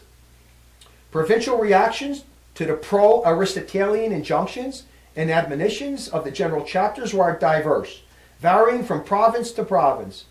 Whether because of intellectual principle or fear of the cost, most provinces were reluctant to establish the Studia Artium. They didn't accept it. A lot of them said, I'm not going to study philosophy. I'm not going to do it. Prompting successive general chapters to reiterate the injunctions more and more forcefully. They say, wait a second, this is our core curriculum now. You've got to study philosophical works. And some provinces are not doing it. In 1265, the General Chapter of Montpellier ordered all provinces without a Studium Artium to make such instruction available to its members. Now to get another order. The General Chapter of 1261 forced the province of Spain, Rome, Poland, Hungary, and Denmark to found one each. The province of Germany was ordered to establish 3. Not all provinces were reluctant, of course. In 1269, the provincial chapter of Provence published a series of ordinances for the Studia Artium, which reveal an intense concern for the new school's success. There's opposition. They're not getting everybody to go along with this. This pattern of provincial diversity is equally applicable to later approbation of the Studia Naturalia. In 1262, Provence founded the new Studia Naturarum. Rome did not find one until 1288. Prior to that year, the Roman province had maintained a proscriptive policy against the education of philosophy. The Dominican province in Rome did not allow it until 1288. They were holding back. Prior to 1288, the Roman province of the Dominican order had maintained a proscriptive ban policy against the education of philosophy. In 1305, the General Chapter made it mandatory for each province to have a Studium Naturarum. By the beginning of the 14th century, however, even the most reluctant of the provinces had embraced the philosophy curriculum and its role in the order. By that time, and we're going to get into reasons why that happened, especially when the Apostate Thomas Aquinas was canonized by Apostate Antipope John the 22nd in 1323. That's when everything really got even worse. Because there's a lot of opposition against Aquinas, too, in his own order. Massive opposition. But when he was canonized, that all ends. Everything ends. Now everyone's accepting. If you're accepting Aquinas, assume you've got to accept philosophy. Okay, we're now going to talk about the corruption of the Augustinians. As we said before, the Augustinians generally, they also call them Platonists, which I don't like that word. I already went over that. St. Augustine was not a Platonist, he was a Christian. All he taught was that Plato was the lesser of the evil of all the philosophers. He had the most truth. He had the most truth of all the philosophers. But at the same time, St. Augustine said, nevertheless, he was a fool himself and presents all of his errors. So if you try to call St. Augustine a Platonist, that's actually heresy. He's a Christian. It's wrong. But anyway, I went over that in my earlier lecture. You can read that. Here's my point. A lot of your Augustinians would call themselves Platonists. I'm a follower of Plato. They're already apostates. You're not an Augustinian because Augustine did not follow Plato and he was not a Platonist. These guys, these Augustinians really were. So the minute they start coming out and glorifying Plato's philosophical works, they're already scholastics and apostates. I don't care if you call yourself an Augustinian or not. That's how they got corrupted, okay? Because they were idolizing Plato. And they would oppose Aristotle, because they didn't like his philosophy. They liked Plato's philosophy. It was a philosophical battle. So when they were fighting against a lot of your Dominicans who were Aristotelians, followed Aristotle's philosophy, they would go at it, and you're a heretic for studying Aristotle, well, you're for Plato, and they would fight back and forth. But both of them were apostates and scholastics for glory and philosophy. It was just a philosophical argument between two groups of apostates and scholastics that glorify philosophy. So even though there's a lot of people who said, we're Augustinians, Plato had the better philosophy, so what? Who cares about that, We don't get our teachings from Plato. You can come out and say Plato was better than Aristotle. You could say that. But it goes more than that. These guys idolized Plato, as we went over before. So all these Augustinians, by the way, could be Franciscans or even Dominicans. What made you an Augustinian, generally, in this case, if you were a true follower of St. Augustine, you were a true Augustinian, that would be good. And probably there was a period of time when you had true Augustinians that really followed Augustine and they loved him. They would be really good. But these Augustinians that came along and idolized Plato called themselves Augustinians, but they were really Platonists. That's the point I'm getting at. And they were just as bad as the people that studied Aristotle's philosophy. And most of your Franciscans were corrupted with this type of glorification of philosophy. It was Plato's philosophical works. They didn't like Aristotle. Okay, now we're going to talk about the University of Paris. And that was like the center of all the scholasticism, and the main center, just like the catechetical school in Alexandria was the bullseye for the Hellenization of Christianity by the anti-church fathers in the 3rd and the 4th century. So now the University of Paris is the main center of scholasticism that spread it throughout the whole. They're the most influential. They were doing scholasticism before the University of Paris, but when the University of Paris, which was founded in the year 1200 and sanctioned by Apostate Antipope Innocent III in 1205, that then became the main influential center that spread the scholasticism throughout the world and throughout all the other universities. It was the main university. We're going to read about from a history of the church by the apostate Reverend Philip Hughes. And he says, it was amid this swirl and turbulence of the new thought that in 1205, the Pope Innocent III called into existence a new institution whose special purpose was the promotion of higher studies and the safeguarding of the traditional faith. Complete opposite, really. Alike among those who study and among those who taught. This institution was the University of Paris. It was by the same papal authority, and to some extent it was the model on which all of them were fashioned. They took their example after them, but in one important respect, it was from the beginning a thing apart. What made this University of Paris unique was the extraordinary number of its students, the fact that these students, and the masters too, came from all over Christendom, and the prestige in its schools of theological studies and of the study of the newly revealed Aristotelian books. And he goes on to say what was unique about this university also was that the whole body of these students and masters was a self-governing corporation free at once from the jurisdiction of the local bishop and the local civil authorities. And thus, this is what Innocent III did in 1205. They only put them under papal supervision. So they were free from the supervision of the local bishop and the civil authorities. This allowed them to get away with more stuff without getting caught. Because the Pope's far away. He's not there to watch them all the time. So they wanted to be independent and free to do whatever they want, to say whatever they want, to think whatever they want. And this is actually what they did do because they didn't want to be under restraints. But they knew they had to at least be under the Pope to pretend to be Catholic. But he's far away. Maybe they have a better deal with the Pope and he's not going to be able to reprimand him as much. This is one of the key aspects here of what should have never been allowed to happen.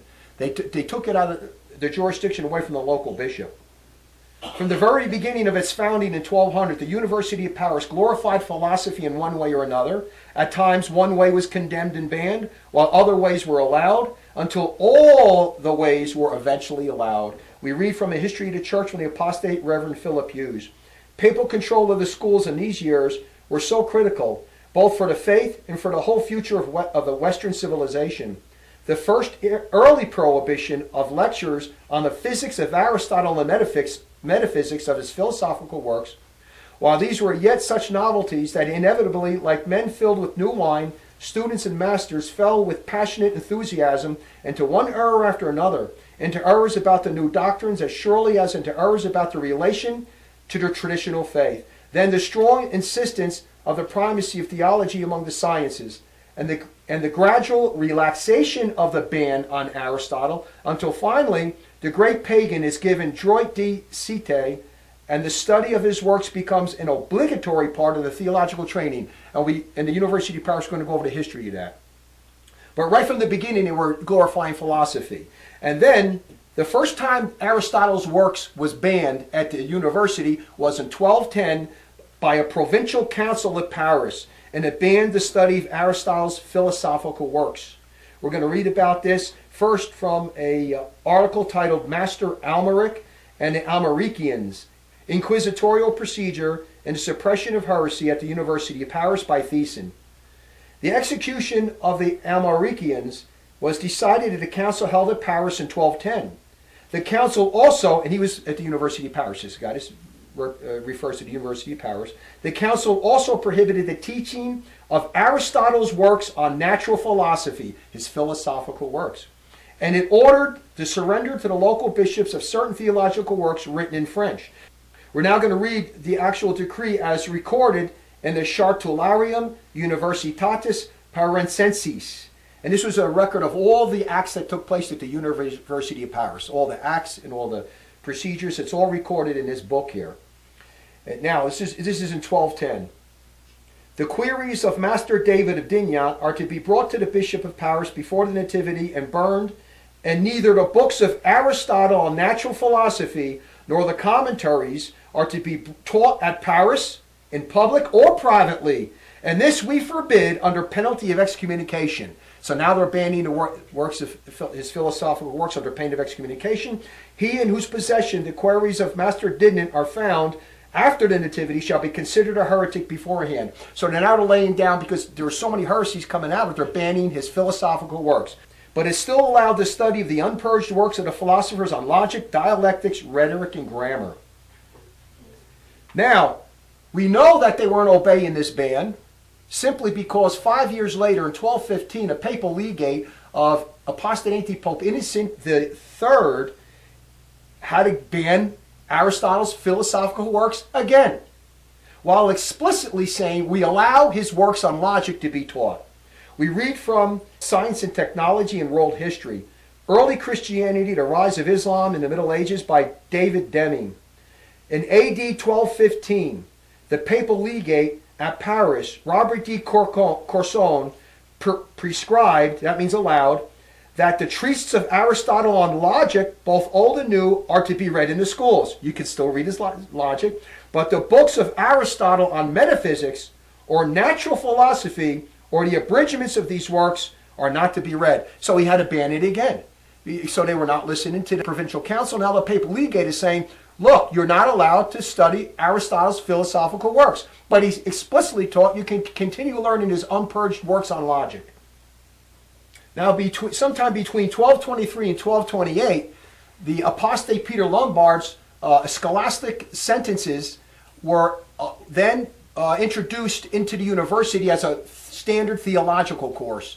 And then also now they're glorifying philosophy by using Lombard sentences. This happened sometime between 1223, when Alexander Hallis put the book together and organized it, and up to 1228. Now they're studying that also. Now we know by the year 1228, they're still studying Aristotle's philosophical works. They didn't listen to the 1210 Provincial Council. They didn't listen to the papal legate of Apostate Antipope Innocent III in 1215. And now we have the Apostate Antipope Gregory IX coming out and insufficiently condemning the use of Aristotle's philosophical works. It's really kind of badly put here, but it proves that they were still studying Aristotle's philosophical works at the University of Paris. Basically, we went over this in an early lecture. It was called his encyclical Ab Aegyptus, directed to the University of Paris. In that encyclical, the only thing he did absolutely correct was he condemned the use of philosophical terminology. But what he did with philosophies, he came out and he said, you're studying the philosophical works of Aristotle too much. You're putting them above theology. and you're putting them above, so you're taking his works above theology. So he said, I don't want you to do that. I want you to put theology over philosophy, and so philosophy will be the handmaid to theology. So he's the first apostate antipope that's actually allowing Aristotle's philosophical works to be taught in Paris, as long as you don't put them over theology. So at the same time, by him saying this, it's already being proved that they're still teaching it. They didn't obey the papal legate of Apostate Antipope Innocent III, nor the provincial council. Now, he's the first apostate antipope that's actually given his approval to this. Philosophical works of Aristotle, as long as you don't put it over theology. I'm not going to quote it here. I quoted it in my earlier lectures. It'll be in my book. And also, not only that, okay, he also allowed the unpurged works of the philosophers on logic, dialectics, rhetoric, and grammar, and he also allowed the Lombardian scholasticism. He allowed them to continue to study Lombard's sentences. But that was in 1228. Now, the only reason that they stopped teaching Aristotle's philosophical works at the University of Paris and glorifying philosophy in any other way was because it was closed down. That's the only reason, because it was closed. And it was closed from the year 1229 to 1231. And it was closed down because of civil disorder that the students were creating in Paris. You have students from all over the world. It was mayhem. They were immoral, they were savage, they were criminal, they were creating an uproar, and so they had a dispute with the civil rulers. And the civil rulers were coming in there and putting, I don't know, I'm studying the whole details on this, but what ended up happening was the University of Paris was closed because of it. And they themselves closed it up because they said the civil rulers are imposing their jurisdiction on us. It was a jurisdictional thing, and I guess because the papal legates, or the pope was not, antipopes, were not actually settling the issue, the civil authorities were intervening, and there was a big dispute. So it closed down from 1229 to 1231. Then in 1231, by the help of apostate antipope Gregory IX again, who was working in the background to have it reopened again, he then came out and wrote a letter that allowing them to reopen. And in that letter, which we went over in our earlier lectures, he told them, you can reopen.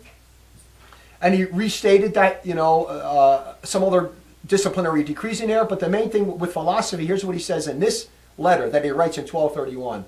He says, you can reopen, and he says, the only way you can continue to teach Aristotle's philosophical works is if you purge them from all their errors. So now he's saying, which he didn't say in 1228, he said you can study all of his works unpurged. Now in 1231, he's saying you got to purge them. Now I went over that in my earlier lecture. First of all, that's hypocrisy, right? And it doesn't work, because if you purge all those errors, that's not Aristotle, that's Catholicism. It's no longer Aristotle. You're lying. You're lying to the people. You're giving the impression that Aristotle was orthodox and all these things, and he wasn't. So you're presenting a false Aristotle. If you purged Aristotle of all his errors, you have Catholicism. So there's no point in it.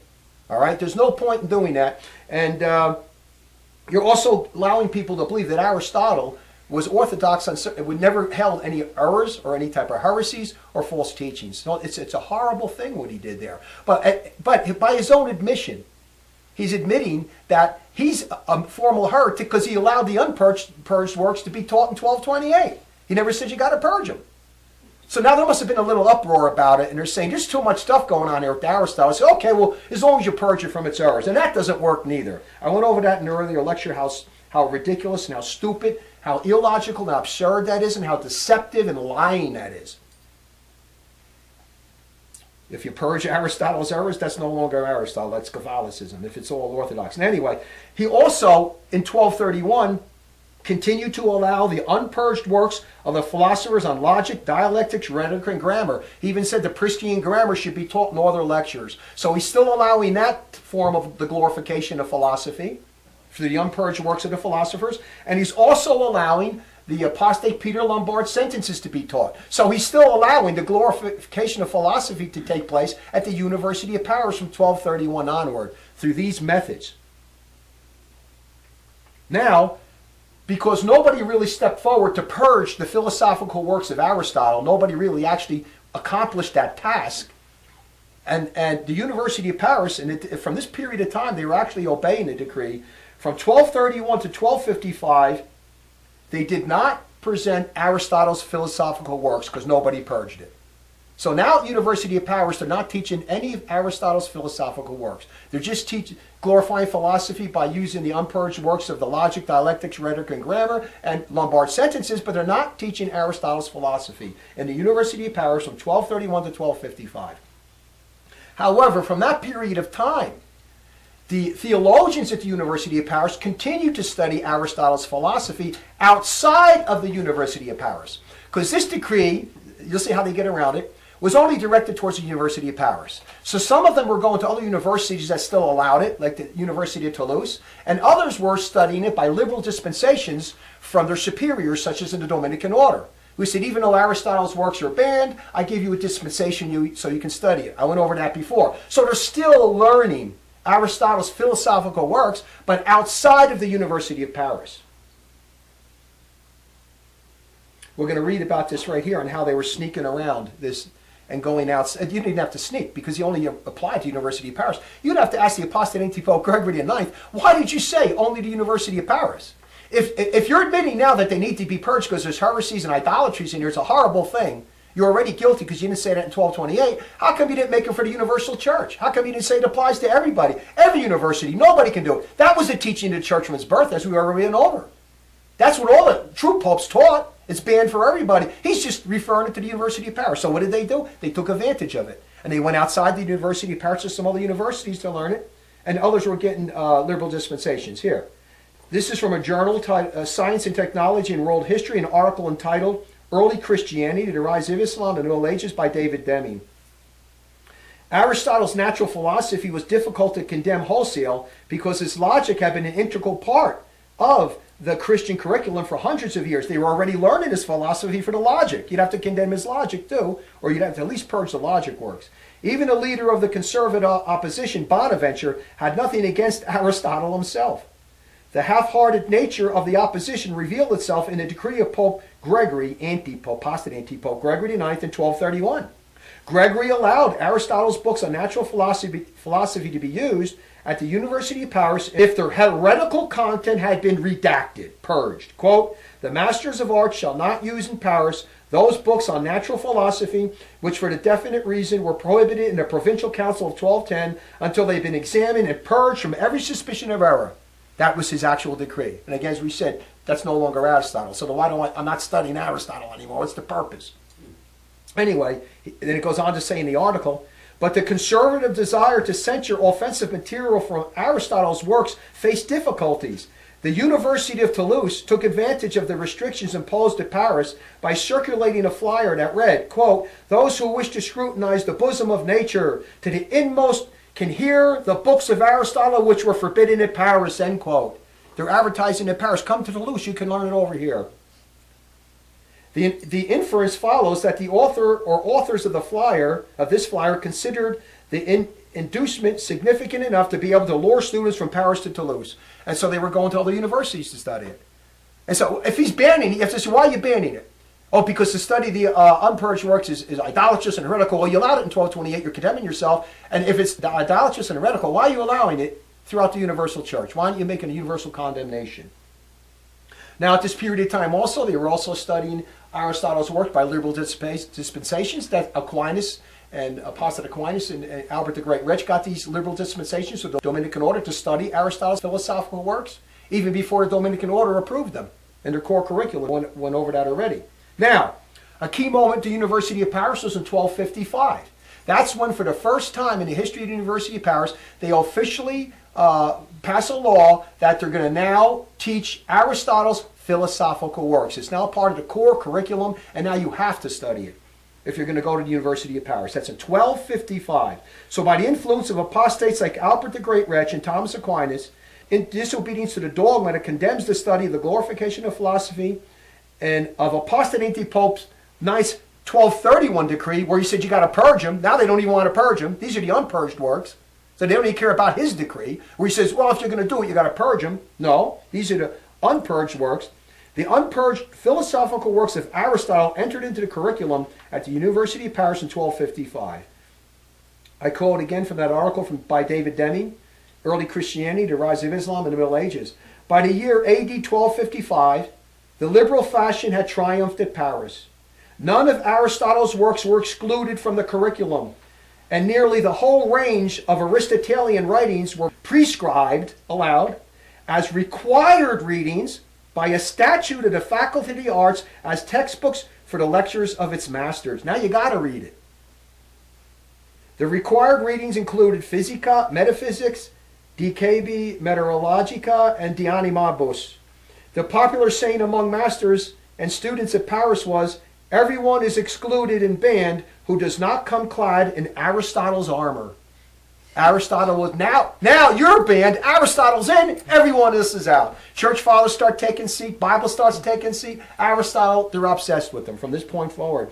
And anybody that went there from this point forward, at that university, even earlier too, there's no hope for them really. From 1200, all of them were messing around with this stuff unless they left the university. But if you were to get a theological degree now, from 1250 onwards, you have to study Aristotle's philosophical works. But even before that, they were studying Lombard sentences, which also puts them outside the church. We also read from the ancient philosophical legacy and its transmission to the Middle Ages by Charles Lohr, a second stage of the late 13th and 14th centuries. On March 19, 1255, Aristotelianism was officially adopted in the University of Paris as the arts faculty proclaimed a new syllabus which imposed the study of all the known works of Aristotle. On that day, a second stage in the attitude to the ancient philosophical legacy began. The arts faculty became what we might call a philosophical faculty, with a tendency to develop a teaching independent of theological faculty. Such a development was bound to cause growing rivalry between the two faculties. Their commentaries on the works of the philosopher, capital P goes Aristotle, opened a new epoch in the history of the medieval exegesis. In the Parisian Statute of 1255, all the 12th century emphasis upon the quadrivium and trivium was set aside, and efforts were made instead to accommodate the Aristotelian writings by ceding the majority of the time for lecturing and disputing to the newly translated literature. They're obsessed with the guy. Accordingly to the terms of the statute, practically all the Aristotelian corpus was required reading, and material for examination including the physics, De Generatione et Corruptione, De Anima and Parva e Naturalia, the Nicomedean ethics, metaphysics, and a pseudo-Aristotelian Liber de Causis. Shortly thereafter, further translations made available Aristotle's Economica, Rhetorica, and Politics, which were subsequently added to the curriculum. So at this point, 1255 onward, now they're glorifying philosophy in every possible way as part of their core curriculum.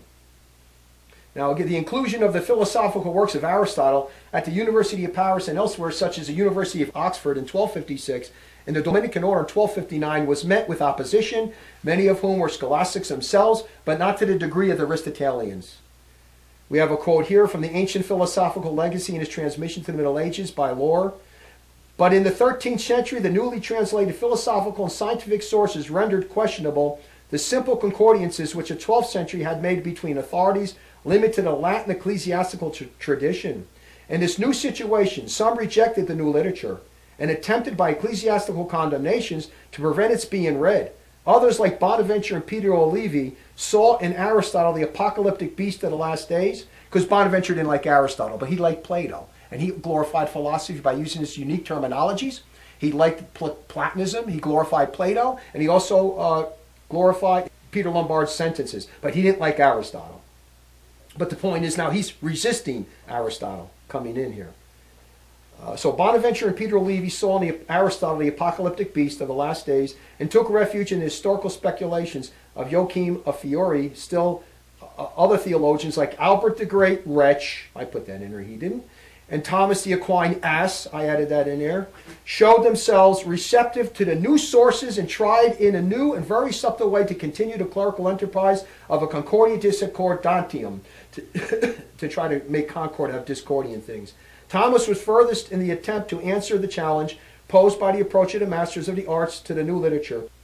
Now, the opposition to Aristotle's philosophical works and also the philosophical works of other philosophers was opposed to the point where in 1270 and in 1277, the apostate Bishop Tempier of Paris, He condemned some of the philosophical opinions that they were holding, because some of the idolatries and some of the heresies. But he never condemned the use of the philosophical works. So that's bad right there. But he did condemn some of the philosophical opinions which were heretical and idolatrous in 1270 and 1277. And he was also like Apostate Antipope Gregory IX. He said you can still use philosophical works, but relegate it to theology. So he was also an apostate for allowing this to continue to go on. But nevertheless, there were certain propositions he pulled out that were being taught at the University of Paris that were idolatrous and heretical in the year 1270 and 1277. The big one was the 1277 condemnation, where he condemned 219 propositions held at the University of Paris that were heretical or idolatrous. What's important to know about this is that some of those propositions were held by Aquinas himself. And so Aquinas was a heretic, right? But Bishop Tempier never denounced Aquinas as being a heretic. But he denounced another theologian who held the same heresies as Aquinas as a heretic. I think the guy's name was Giles. But he'd never put his hands on Aquinas because of the idolization of Aquinas. And he held the same heresies as this other guy, Giles. I think it was Giles of Rome. He gets condemned for being a heretic, for holding these heresies in there, but Aquinas gets off the hook and they don't condemn him. That's just another thing. I don't want to go into details on that. I'm going to do a whole other lecture against Thomas Aquinas where I'm going to go into more detail on that. The main point I'm making here was that there was 219 propositions being condemned at the University of Paris in 1277, these guys of idolatries and heresies that these guys were holding. So the opposition was able to bring out these condemnations.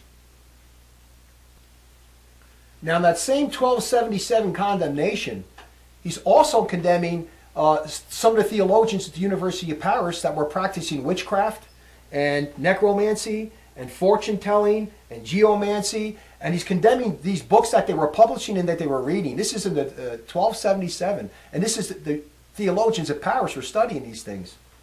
And I'm going to read first from the Stanford Encyclopedia of Philosophy on the condemnation of 1277. The condemnation of 1277 not only covered the already mentioned syllabus of 219 errors, but also a treatise on geomancy and unnamed treatise on necromancy, witchcraft, or fortune-telling.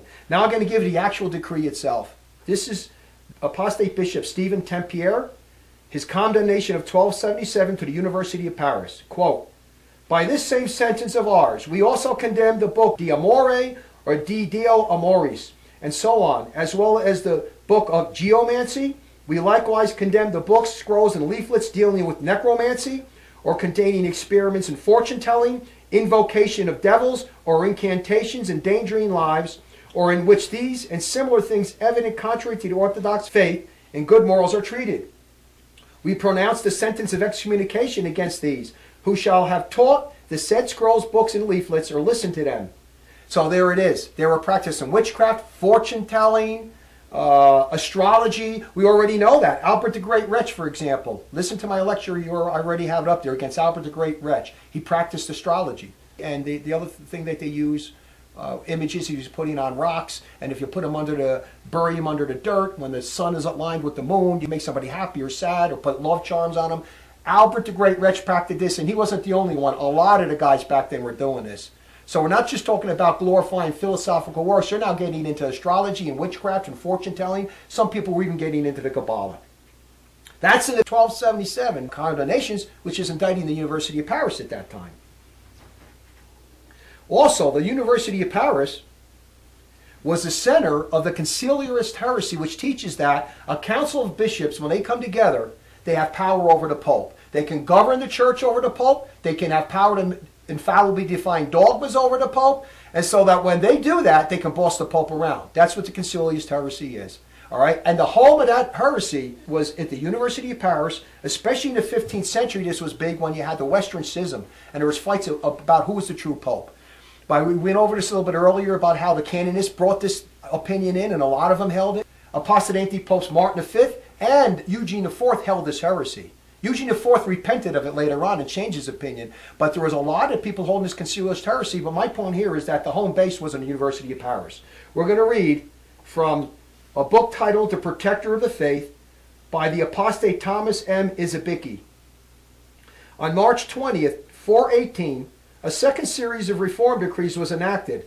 In a closing session On April 22nd, this is the invalid and heretical Council of Constance. On April 22nd, 418, Pope Martin, apostate antipope Martin V, affirmed his acceptance of all the decrees enacted conciliatere at Constance. At that time, the University of Paris was the intellectual center of the conciliar movement. I call the conciliar heresy. Among its masters and students were such future leaders of the Council of Basel as Thomas de Corchelis and the Dominican John of Ragusa. So here you're learning, not only did the University of Paris teach this heresy, this leads to the fact of what I was telling you about when the canonists were already messing around with denying this dogma. University of Paris is its home base. Not only did they deny and they held this heresy, they were teaching that if you didn't hold the heresy, you have to recant it. You're a heretic. So if you taught that the Pope has power over a council of bishops, and the council of bishops does not have power over the Pope and governing the church, they'd call you a heretic and you have to recant it. I'm going to read that right now. They wouldn't even let you stay at the university unless you held the heresy. I'm going to read this. From a disputation concerning the authority of the council over the supreme pontiff by the apostate John Mara. And this is from the year 1518, this guy's writing. The question at issue here is whether the supreme pontiff is over the universal council or the universal council is over the Pope. On this question, there are opposing ways of speaking, one of which holds that a Pope is above the universal council. That's the basic dogma. The other has always been followed. The other, which is the councils over the Pope in governing the church and defining dogmas, the other has always been followed by our University of Paris. This guy was part of the University of Paris. By our University of Paris, since the days of the Council of Constance, so that any member taking the other view upon being challenged is compelled to recant it. So if you held the basic dogma, the Pope's the head of the whole church, I don't care if you called a council of the bishops, cardinals, and everybody in the world, the Pope is still the head of the church. No council of bishops can rule the Pope. At University of Paris, they held the opposite, and if you didn't hold that heresy, you had to recant it. You had to recant the dogma and hold the heresy. This is how bad it gets. Now, in the 16th century, the University of Paris also promoted the Gallican heresy, which is similar to that one, which states that a Catholic monarch within his own domain has power over the Pope in governing the Catholic Church. The dispute about king, Pope, and king. And that a king is infringing upon the Pope's territory of governing the Catholic Church, and the heresy was that the Pope can even rule the Catholic Church in his own dominion. This is what Henry VIII eventually ended up doing, by saying he was the Pope in his own domain. The Pope had no power over the Church in England. This is called the Gallican heresy. Well, the University of Paris was the home of that. We're reading from the Protector of Faith by the apostate Thomas M. Izabicki. In the 16th century, Huguenots would cite conciliarist doctrines kept alive by the Gallican party at the University of Paris to justify resistance to the Catholic regime in France. And Torquemada himself, during his career as diplomat, made common cause of the monarchist movement in France. The University of Paris also held another heresy that denies papal supremacy. They believed that jurisdiction is given to the bishops and the priests directly from Christ, and thus not from the Pope. So you don't need jurisdiction from the Pope to be a priest.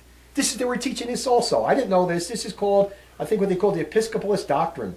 We're reading from the Protector of Faith by Apostate Thomas M. Izabicki, and this book has an imprimatur on it, that it means anything. But the secular masters of Paris taught the Episcopalist doctrine, which was often extended to making parish priests the direct successors of the disciples, and their adherence to the Proto-Gallican notion was undeterred even by papal condemnation of one of their number, Jean de Pully, who was prosecuted for heresy by the Dominicans Severus Natalis and Petrus de Plaude. So even when the Pope condemned them and condemned the University of Paris for holiness, they didn't listen to the Pope. He was an apostate antipope, but they didn't even listen to him. They always want to be free to do whatever they want. And the apostate antipopes deserve it because they want to be free to do whatever they want, and they allowed everyone else to be free to do whatever they want. So whenever they intervened, nobody really listened to them anyway. Because there was no real consequences, only for the most part. They never denounced the people in the university as being heretics and excommunicated out of the church. A few people here and there, but the whole university was out. Everyone going there was gone. So, again, that's being taught at the University of Paris. Now, all this stuff happening at the University of Paris, you got to ask yourself, these guys had to be under the Romans' one curse, and indeed they were. Of course they were under the Roman one's curse. Immorality was massive. Crimes, immorality, and we're going to testify to that right now. And before I quote here, there's a very good quote I have from the Dublin Review, And the article is titled Ecclesiastical Seminaries, and it's from 1839, this article, and he makes a good point. But I want to make, before I read, I want to make a couple of statements. I mentioned this before. Whenever you get all these kids from all over the world going to a university without supervision, even if you say you're supervising them, it's a prescription for disaster.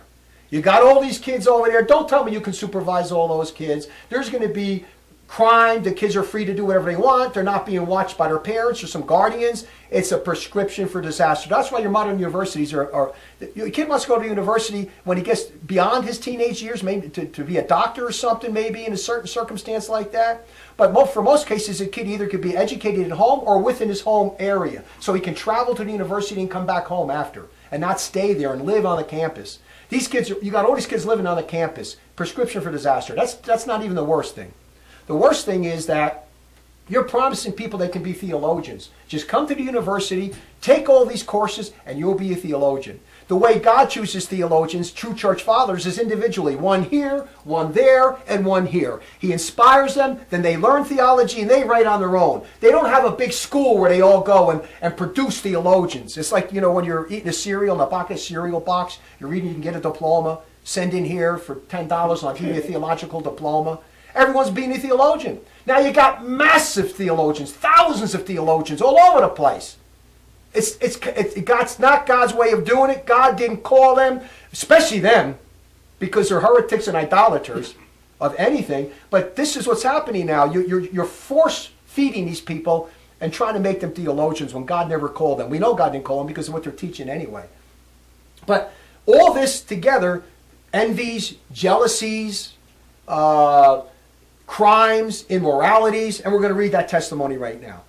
And this is from that Dublin Review article I just mentioned. A home education was despised by all who could afford to travel to the foreign universities. It was to be avoided by all who aspired to honor, fame, and preferment. It was distasteful to such as the home education.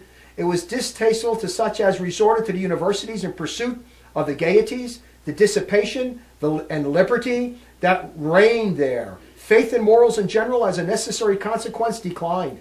These establishments, the universities, were liable to many abuses. They contained within themselves the elements of their own dissolution and were unhappily productive of lasting mischief to religion.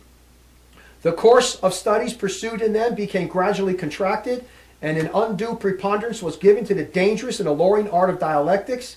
In the universities arose an unrestrained freedom of thought and expression, an eagerness of inquiry into mysteries the most impenetrable, that bordered closely upon disrespect, it was disrespect, that led to doubts and errors, and finally a vehemence of disposition which degenerated into fierce and angry controversy. Professors and students were divided into opposite factions, and the doctrines of a favorite professor were supported by his disciples with all the violence of partisanship. But an evil of wider and more disastrous influence, if it did not originate in the universities, was at least fearfully augmented and extended by them. This was the corruption of morals, especially among the clergy. At the universities, youth no longer kept under the vigilant eye of a parent or guardian, and emancipated from those restraints which are so wholesome and necessary in order to check the passions to which this age is prone, fell an easy prey to ambition and allurements of pleasure, of illicit pleasures, of course. Hence these institutions became the terror of parents, and the fatal rock upon which youthful innocence was wrecked. For vice was here presented under its most insinuating forms, and if temptation was great, example was overpowering. Here's a quote. "O Paris," exclaimed the writer of the latter class, "where every vice has its abode, and every evil lies in ambush, thou art the poisoned arrow which hell discharges against unwary souls, and with which it pierces them to the quick." That's just one quote there. And think about these apostate antipopes who are glorifying the University of Paris, like Gregory the Ninth said it's a heaven on earth, it's the glorious place of everything, But if the unbridled licentiousness of the universities was a perilous trial to the students in general, it proved a fatal stumbling block to the clergy. The ruinous expenses, the gaieties and pleasures of promiscuous society, the distracting, tumultuous, and altogether worldly spirit of a life at the university were not becoming preparation for a sacred ministry. It is not therefore surprising that the clerical students plunged recklessly into the same excesses as their lay associates. Those institutions which had fostered morality among the clergy in the early days of the church and had maintained it for so long a time against the insidious aggression of the spirit of the world were now no more. And here it is. And now we're going to give a testimony of the immorality and some of the heresies and idolatries again at the University of Paris by a first-hand witness, one of its chancellors. The chancellor of the University of Paris, the apostate John Gerson. And he's going to give you first-hand testimonies of how evil the university was in his days. And he was around in the 15th century. I say, at one point, it was so bad he wanted to resign. If you see his letter 2, below, you read his whole letter 2. I don't have it all here, but my book I have it. I'll quote from some of it. But instead he remained and thus became guilty. Instead of leaving, he didn't resign, okay? He remained and thus became guilty of all the evils that he knew about. As you will see, he was afraid of persecution and martyrdom, and thus committed massive sins of omission and association, and thus was guilty of the very sins and sinners he did not sufficiently condemn and denounce, and from whom he remained in religious communion with. He did not have the spirit of martyrdom that all Catholics needed to be saved, to be willing to die and kill for Christ and for the Catholic faith. He was an effeminate coward because he himself was an idolater for glorifying philosophy, philosophers, and mythology, and was a heretic on other counts such as for holding conciliation heresy. He was a scholastic himself, but the point is there's some aspects he doesn't like that he does truthfully talk about here. So we're going to use him as a witness here. Here's his letter 2, year 1400. The following contains some of the difficulties and calamities I have experienced in office of the University of Paris. He was a chancellor. I am forced in my position of chancellor to struggle with the most inopportune and even most oppressive people to the point of sinning. I am forced because of the consideration of others or because of the custom of the age to promote those who lack knowledge and are morally corrupt, and sometimes to prefer them to those who are more capable. I am forced to deal with and to accommodate men who are most uncouth. I am forced to work on inane sermons. I am forced in the face of pernicious dogmas that some people already have sown, either to go against my conscience and remain silent, or with the greatest danger to myself and even more important to truth, to correct them by revoking them. But I can only correct them if those who have favored them allow me to do so instead of confirming them, end quote. You notice the problem here? He says they are forcing me. They are forcing me. They are forcing me. Who's forcing you? Yeah. Who's breaking your arm? Let them kill you. No one could force you to do evil. No one could force you. Resign the office and quit if they don't listen. He pulled a Thomas More here. He pulled a Thomas More here, okay? I say it here. Who was forcing the apostate and coward Gerson? No one but himself. It is a dogma that all men have free will, and thus no one can force a man to sin. Gerson was afraid of persecution and losing his position, and thus he denied the faith, and even was guilty of the sins of immorality that he knew were going on in order to save his puny and fleeting life. What does our Lord say in Mark 8:35-36? For whosoever will save his life shall lose it, and whosoever shall lose his life for my sake in the gospel shall save it. For what does it profit a man to gain the whole world and suffer the loss of his soul? What does it profit a man to be the chancellor of the University of Paris, to have the money and the income that comes with it and the fame, if he loses his soul? So he didn't heed this. He's another Thomas More here. I didn't give you all the quotes. It's in my book. You got to see what was going on in his mind. He was going to resign. Then he wasn't. Then he was. And another guy wrote him and convinced him not to resign. And he listened and he didn't resign. But he was a heretic himself, an apostate, and a scholastic even himself that he held on. He believed in Lombard sentences. He used their works on logic, and he held several other heresies. And he didn't condemn philosophical works. He didn't. He allowed people to study them, but he says it has to be handmade to theology. So he was bad himself. But I said, now we go here. I go like they say, the young virgin martyrs who underwent extreme torture could not be forced against their will to deny the faith either by sins of omission, commission, or association. Yet Gerson, a so-called master theologian, denied the faith at a mere thought of being persecuted or tortured. They didn't even mention torture here. Probably just lost his job. Nevertheless, but he does tell certain truths, which I'm going to mention right here. I'm going to quote from his letter 2 again, in the year 1400.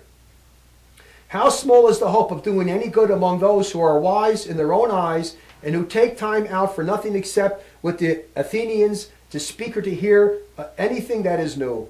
Many doctors of theology and preachers in which they reply to magnates amaze them by speaking as jesters and entertainers. These learned men are willing to dance about, altering and carrying their songs, that is, their doctrines according to the whims of such magistrates. So they would they would teach a heresy if this guy wants it, or a dogma if that guy wants it. In letter 3, year 1400, he teaches, pointless teachings that are fruitless or superficial are dealt with by the theological community, and thus useful teachings that are necessary for salvation are abandoned. People do not know what is necessary because they have learned what is superfluous. The theologians spurn the Bible and the other doctors of the church. The terms used by the Holy Fathers are changed in opposition to Augustine's saying that it is necessary for us to use language in accord with a fixed rule. Corruption of any type of knowledge can hardly come about more quickly than through this new method. These theologians who use these new methods know nothing about the solid truth and morals in the Bible. These are all people in the University of Paris. Through these teachings, numberless paths to error are opened, for theologians speak and make up for themselves at will terms that other doctors and masters neither understand nor have any interest in understanding. They say the most unbelievable and absurd things, which are said to follow from the senseless fictions. Through these teachings, the church and faith are neither strengthened on the inside nor the outside. Such teachings instead give opportunities for believing that God is not at all simple. And these are heresies. See, he's talking about heresies and idolatries. And he's still a chancellor, and he never leaves the place. Never condemns the people, is automatically excommunicated, and stays in religious communion with these people after what we're reading here, and that what he knows is going on under his own eyes. He also, letter 5, year 1400, he says, there are those who by all kinds of trifles and clumsy novelties clutter up parchments and the minds of listeners. They fill them with sterile cockles, if only they were not also diseased, which means heresies, or their doctrines, and burden the stomach of memory, not with food but with husks. These are heresies it's talking about, against the faith. They sow the field of the heart with thorns rather than with grain. They also complain that it is wretched to use what already has been discovered, or never to be able to discover anything new. We went over this before. They always want to look for new things. Ever learning, never attaining to knowledge of the truth. 2 Timothy 3:7. How much wiser it would be, he's saying now, to make use of what already has been well invented, rather than to invent what is sought for. Why should one try to produce such things and undermine what has already been well made? He's taught, this is all going on at the university. We're going to end with his last letter here. I got more in my book on it. I had to cut these short. Now this is Apostate John Gearson's letter 6. Rushing in upon my thoughts come many sorrowful matters that call for a strict hand of correction and improvement. This is the case. Witty rivalries among opposing opinions and the excessively obstinate statements that here resound. These interrupt very much the study of truth and overstrain the whole body of the University of Paris, upsetting it, driving away modesty, and making it more prone to upheaval. Take hold of what I say, otherwise peace will never be given to you. There will never be any sense of security in your studies or an adequate feeling of tranquility. Blocking your way are also some affected partialities and a stubborn insistence on winning, competition, envies, jealousy, as well as prejudice or outright contempt of persons of the nations. I see another problem in the studies of the university, and indeed a very great one, for there is a great defect and error in terms of the discipline of its youths in morals, even in their basic learning in the most basic matters. This is caused by the very great numbers of teachers, in whose multitude there are some who are harmful to their pupils. They show blind ignorance or lazy negligence, or they wrongly pursue adulation. Such teachers do not pull up the evil roots of such proclivities, but nourish and increase them. Either they are afraid to correct their pupils, who might leave them, or religion and piety are uncouth for them. They think it beneath their position to teach such things to their pupils, or they are afraid that if they teach that which they neglect, they will fall into the impropriety which is most noticeable for their youths. It is shameful for the teachers when his guilt refutes him. What he's saying is these teachers are committing the same sins as the youth, and if they condemn the youth, then they're going to have to stop doing it. That's what he's saying here. Thus, restraints of the young are removed, and they indulge in their inventions, freed according to the desire of their hearts. Headlong, they rush off the path into vices. Youth thus becomes contentious, unsettled, imprudent, prone to inflicting injuries, and most short-tempered when offenses are committed against them. Moreover, they are devoid of religion, for they know nothing more about the Christian religion than pagans. He's talking about the kids at the University of Paris. This is the chancellor. This is the great place, the shining beacon of light. Where were the apostate antipopes and all this is going on? That's why guys like him too, the apostate antipopes were not stepping in. But it was his duty to even condemn the apostate antipopes, to warn them and tell them if they don't listen, denounce them. He says, finally, as Jude the apostle said, to some they are blemishes, or as the common folks say, sacks of coal, the one defiling the other in the worst ways. But just as they behave at home, so too they act abroad in public speech. Instead of the modesty of behavior that should be observed, there they confound all things with the most insolent and hostile hissing, gestures, and murmuring. They basely spurn the word of God and the one who is spreading it. They hinder him, disturb him, and cut him off. When you start teaching the truth, they shut you down. They don't want to hear it. They don't want to obey God's commandments.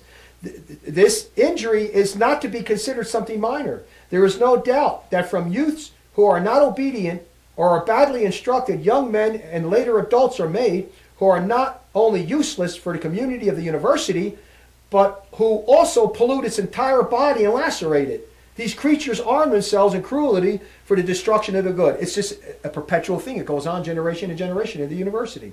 Why should one wonder if out of unschooled disciples pernicious doctrines are made? The conferring of an academic degree does not root out evil. Rather, it can increase it out of pride or bring forth what has been latent. In the end, the foundation of doctrine falters in a person when it has been established too quickly, imperfectly, or ineptly. Whatever you build on top of it in terms of a more learning necessarily will be insecure and will have less than solid strength. And that's a testimony from a guy that was the chancellor of the University of Paris, part of the Romans I curse because of their denial of the faith, because of their Hellenization of Christianity by the Scholastics, because of their glorification of philosophy. Or we're not just going to give a real brief history about the University of Oxford. It was founded in 1180, but it wasn't until 1256 that the Lombardian Scholasticism and the philosophical works were then entered into the core curriculum at the University of Oxford. We're going to read from a book called The Servant to England, the biography of Adam Marsh de Morisco by Jason Drake. The ascension of Richard of Cornwall to Oxford Regency in 1256 heralded the end of Adam's brand of theology at Oxford. Adam Marsh did not like the sentences nor philosophical works. Richard brought with him the sentences of the parish schools. From here on out, the metaphysical speculation of Aristotelianism would dominate the study of theology throughout the English province. So it was 1256, the sentences and the philosophical works entered into the core curriculum of the University of Oxford. But before that, they were also studying the unpurged works of the philosophers on dialectics, logic, rhetoric, and grammar. So they were being poisoned by philosophy through those methods. I don't know when that actually started at Oxford. I don't have the exact date on that, but that was definitely going on before 1256. Now, in 1277, after the 1277 condemnation of Paris of 219 articles that were held by some of the theologians at the University of Paris, some of which were held by the Apostate Aquinas, about, I think it was 10 days later or 11 days later, the University of Oxford handed out condemnation, 30 propositions that were heretical that were being held at the University of Oxford. So in 1277, the apostate Archbishop of Canterbury, Robert Kilwarby, condemned 30 propositions held by some at the University of Oxford. 11 days after the apostate Stephen Tempier's 1277 condemnation of propositions held by some at the University of Paris. Some of the condemned propositions were also held by Aquinas also.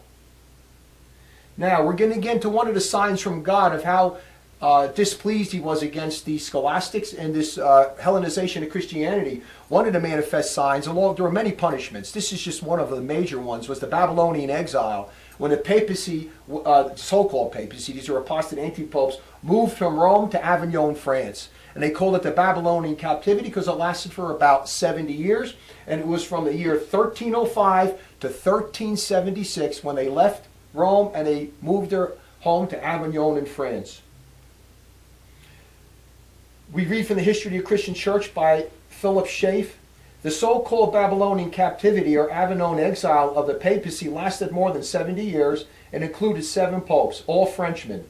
Clement V, 1305 to 1314, John the 22nd, 1316 to 1334, Benedict XII, 1334 to 1342, Clement VI, 1342 to 1352, Innocent VI, 1352 to 1362, Urban V, 1362 to 1370, and Gregory XI, 1370 to 1378.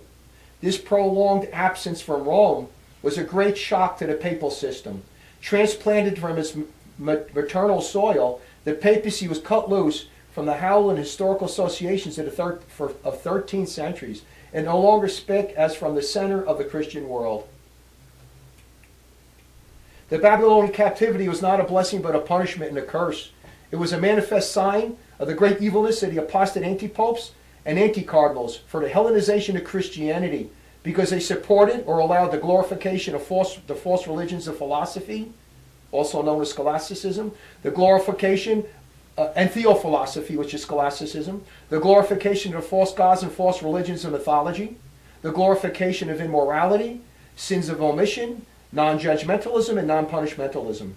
This punishment did not cause the apostate antipopes and anti-cardinals to repent of these main crimes. Instead, they hardened their hearts and became even more evil.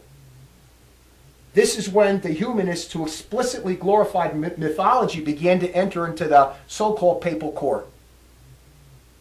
You can read that in my book, The Great Apostasy, Some Apostate Anti-Popes Who Favored Humanism and Humanists. Now, during the Babylonian exile, the apostate anti-popes of the Babylonian exile I just read to you, every one of them idolized Aquinas and Thomism. They loved Aquinas and they loved his Thomism, his theophilosophy. As a matter of fact, one of the apostate anti-popes of during the Babylonian exile, the apostate anti-pope John the 22nd, is the one who canonized the apostate Aquinas in 1323. And from that point forward, that was the end of any effective opposition to Thomism and even the study of philosophy. From that moment forward. And then, during the Babylonian exile, God sent another punishment to warn these bastards, these apostates. It was the Black Death, which occurred between 1347 and 1350. And during the Black Death, it wiped out almost all of the Dominicans and Franciscans and Augustinians. The religious orders got greatly affected by it, and all the so-called Catholics, nominal Catholics, and some who were Catholics. I think up to 50% of the people were wiped out, or even more, in certain areas of Europe. But this Black Death was a great punishment from God, warning them about their Hellenization of Christianity. We're going to read from the Encyclopedia of the Black Death by Joseph Patrick Byrne, and he describes some of the effects of the numbers of the people that died. He says, friars, which is the Dominicans and Franciscans, suffered more during the first outbreak of the plague than any other of the religious groups. And those are the two main groups that we're bringing in Scholasticism. Some suffered and recovered, but many more succumbed. Of 140 Dominicans in the university town of Montpellier, only 7 survived. Of 160 at Magloire in Languedoc, likewise only 7 remained. Tuscan Dominicans fared better, with 78 of around 150 surviving in Santa Maria Novella's convent, and smaller numbers remaining in peace of 57, Siena 49, and Lucca 39. Thriving Italian Franciscan communities lost 60 brothers and 40 nuns in Florence, 50 friars and 30 nuns in Venice, 100 brothers in Bologna, and 30 in and around Ferrara. Okay, it says in the Augustinian prior at Gloucester in England, only 30 survived. While many of these data comes from contemporary accounts, others were recorded later. For example, those of the English Augustinian Henry Knighton of Leicester. He noted that at Avignon, all of the Augustinian brethren died, all of them. The plague's immediate impact on the orders was devastating. Victims included leaders, teachers, and models for the next generations, and the depletion was widely felt. The intellectual elites were the Dominicans, who now had to admit boys as young as 12 and 14 years of age to the adult world of spiritual formation. That's how many he wiped out all these guys practicing scholasticism. They had to get young boys. But instead of converting and teaching the young boys the right way, as you're going to learn, they hardened their hearts and did not repent and got even worse.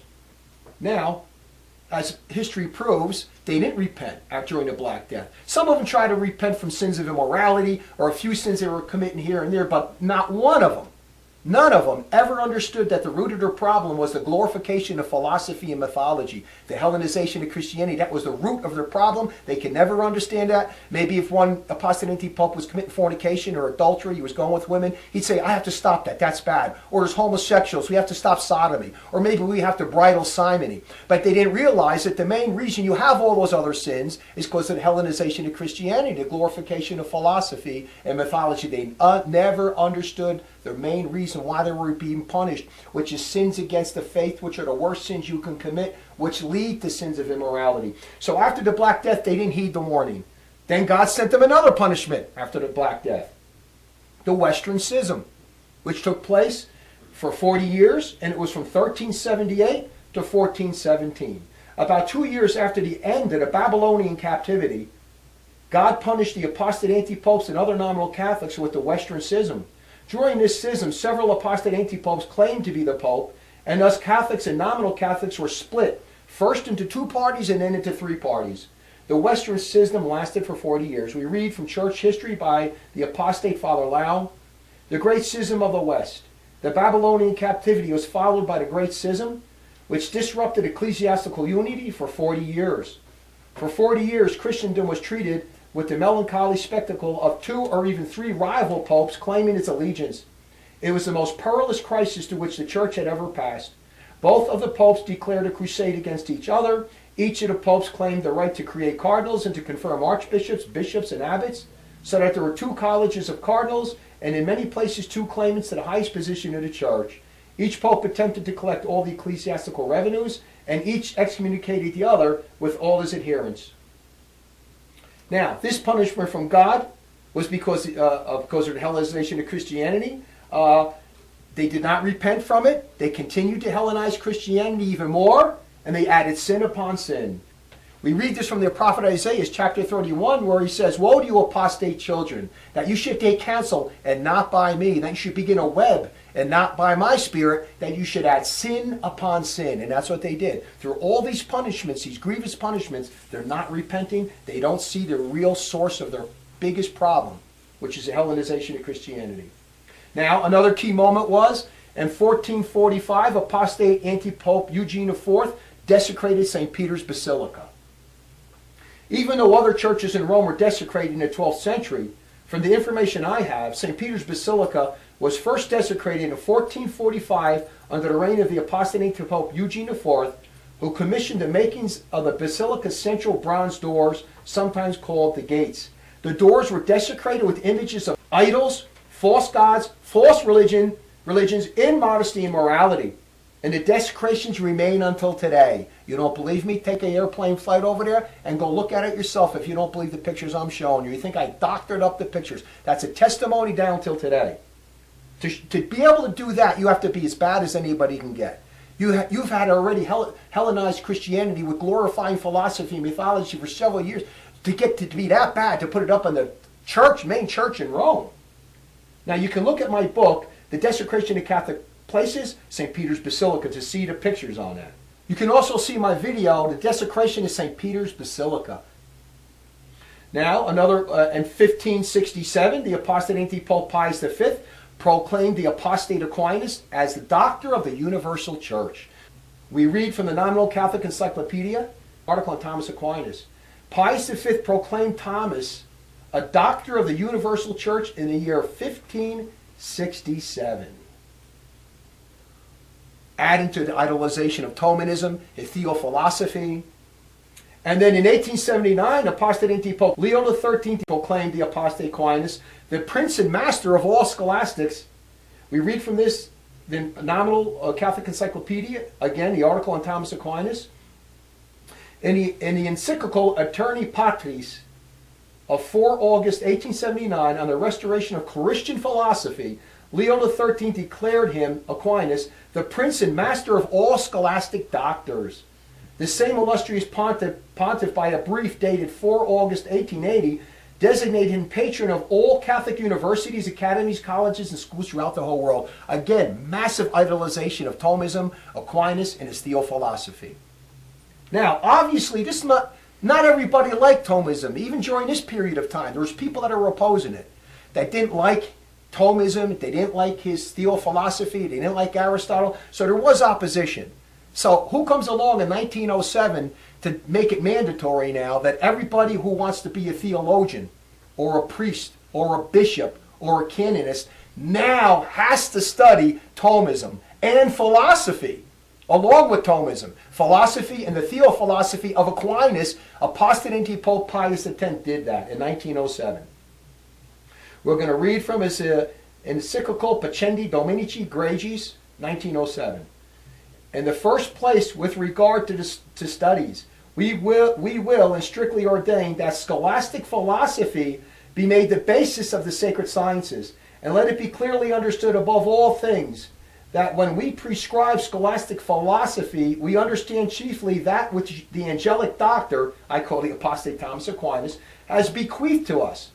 And we therefore declare that all the ordinances of our predecessors on the subject continue fully in force, and as far as may be necessary, we do decree anew and confirm in order that they shall be strictly observed by law. In seminaries where they have been neglected, it will be for the bishops to exact and require their observance in the future. See, not everybody liked it. Now he's demanding that they have to do it under pain of excommunication.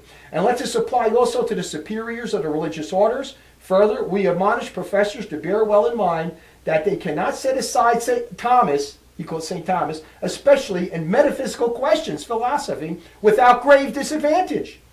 On the philosophical foundation, the theology edifice is to be carefully raised on his philosophy. It's above theology even. Now here's where he binds the people to it. Equal diligence and severity are to be used in examining and selecting candidates for holy orders. Here's the part in paragraph 49 that really counts. He says, for the future, the doctrine of theology and canon law must never be conferred on anyone who has not first of all made their regular course of scholastic philosophy.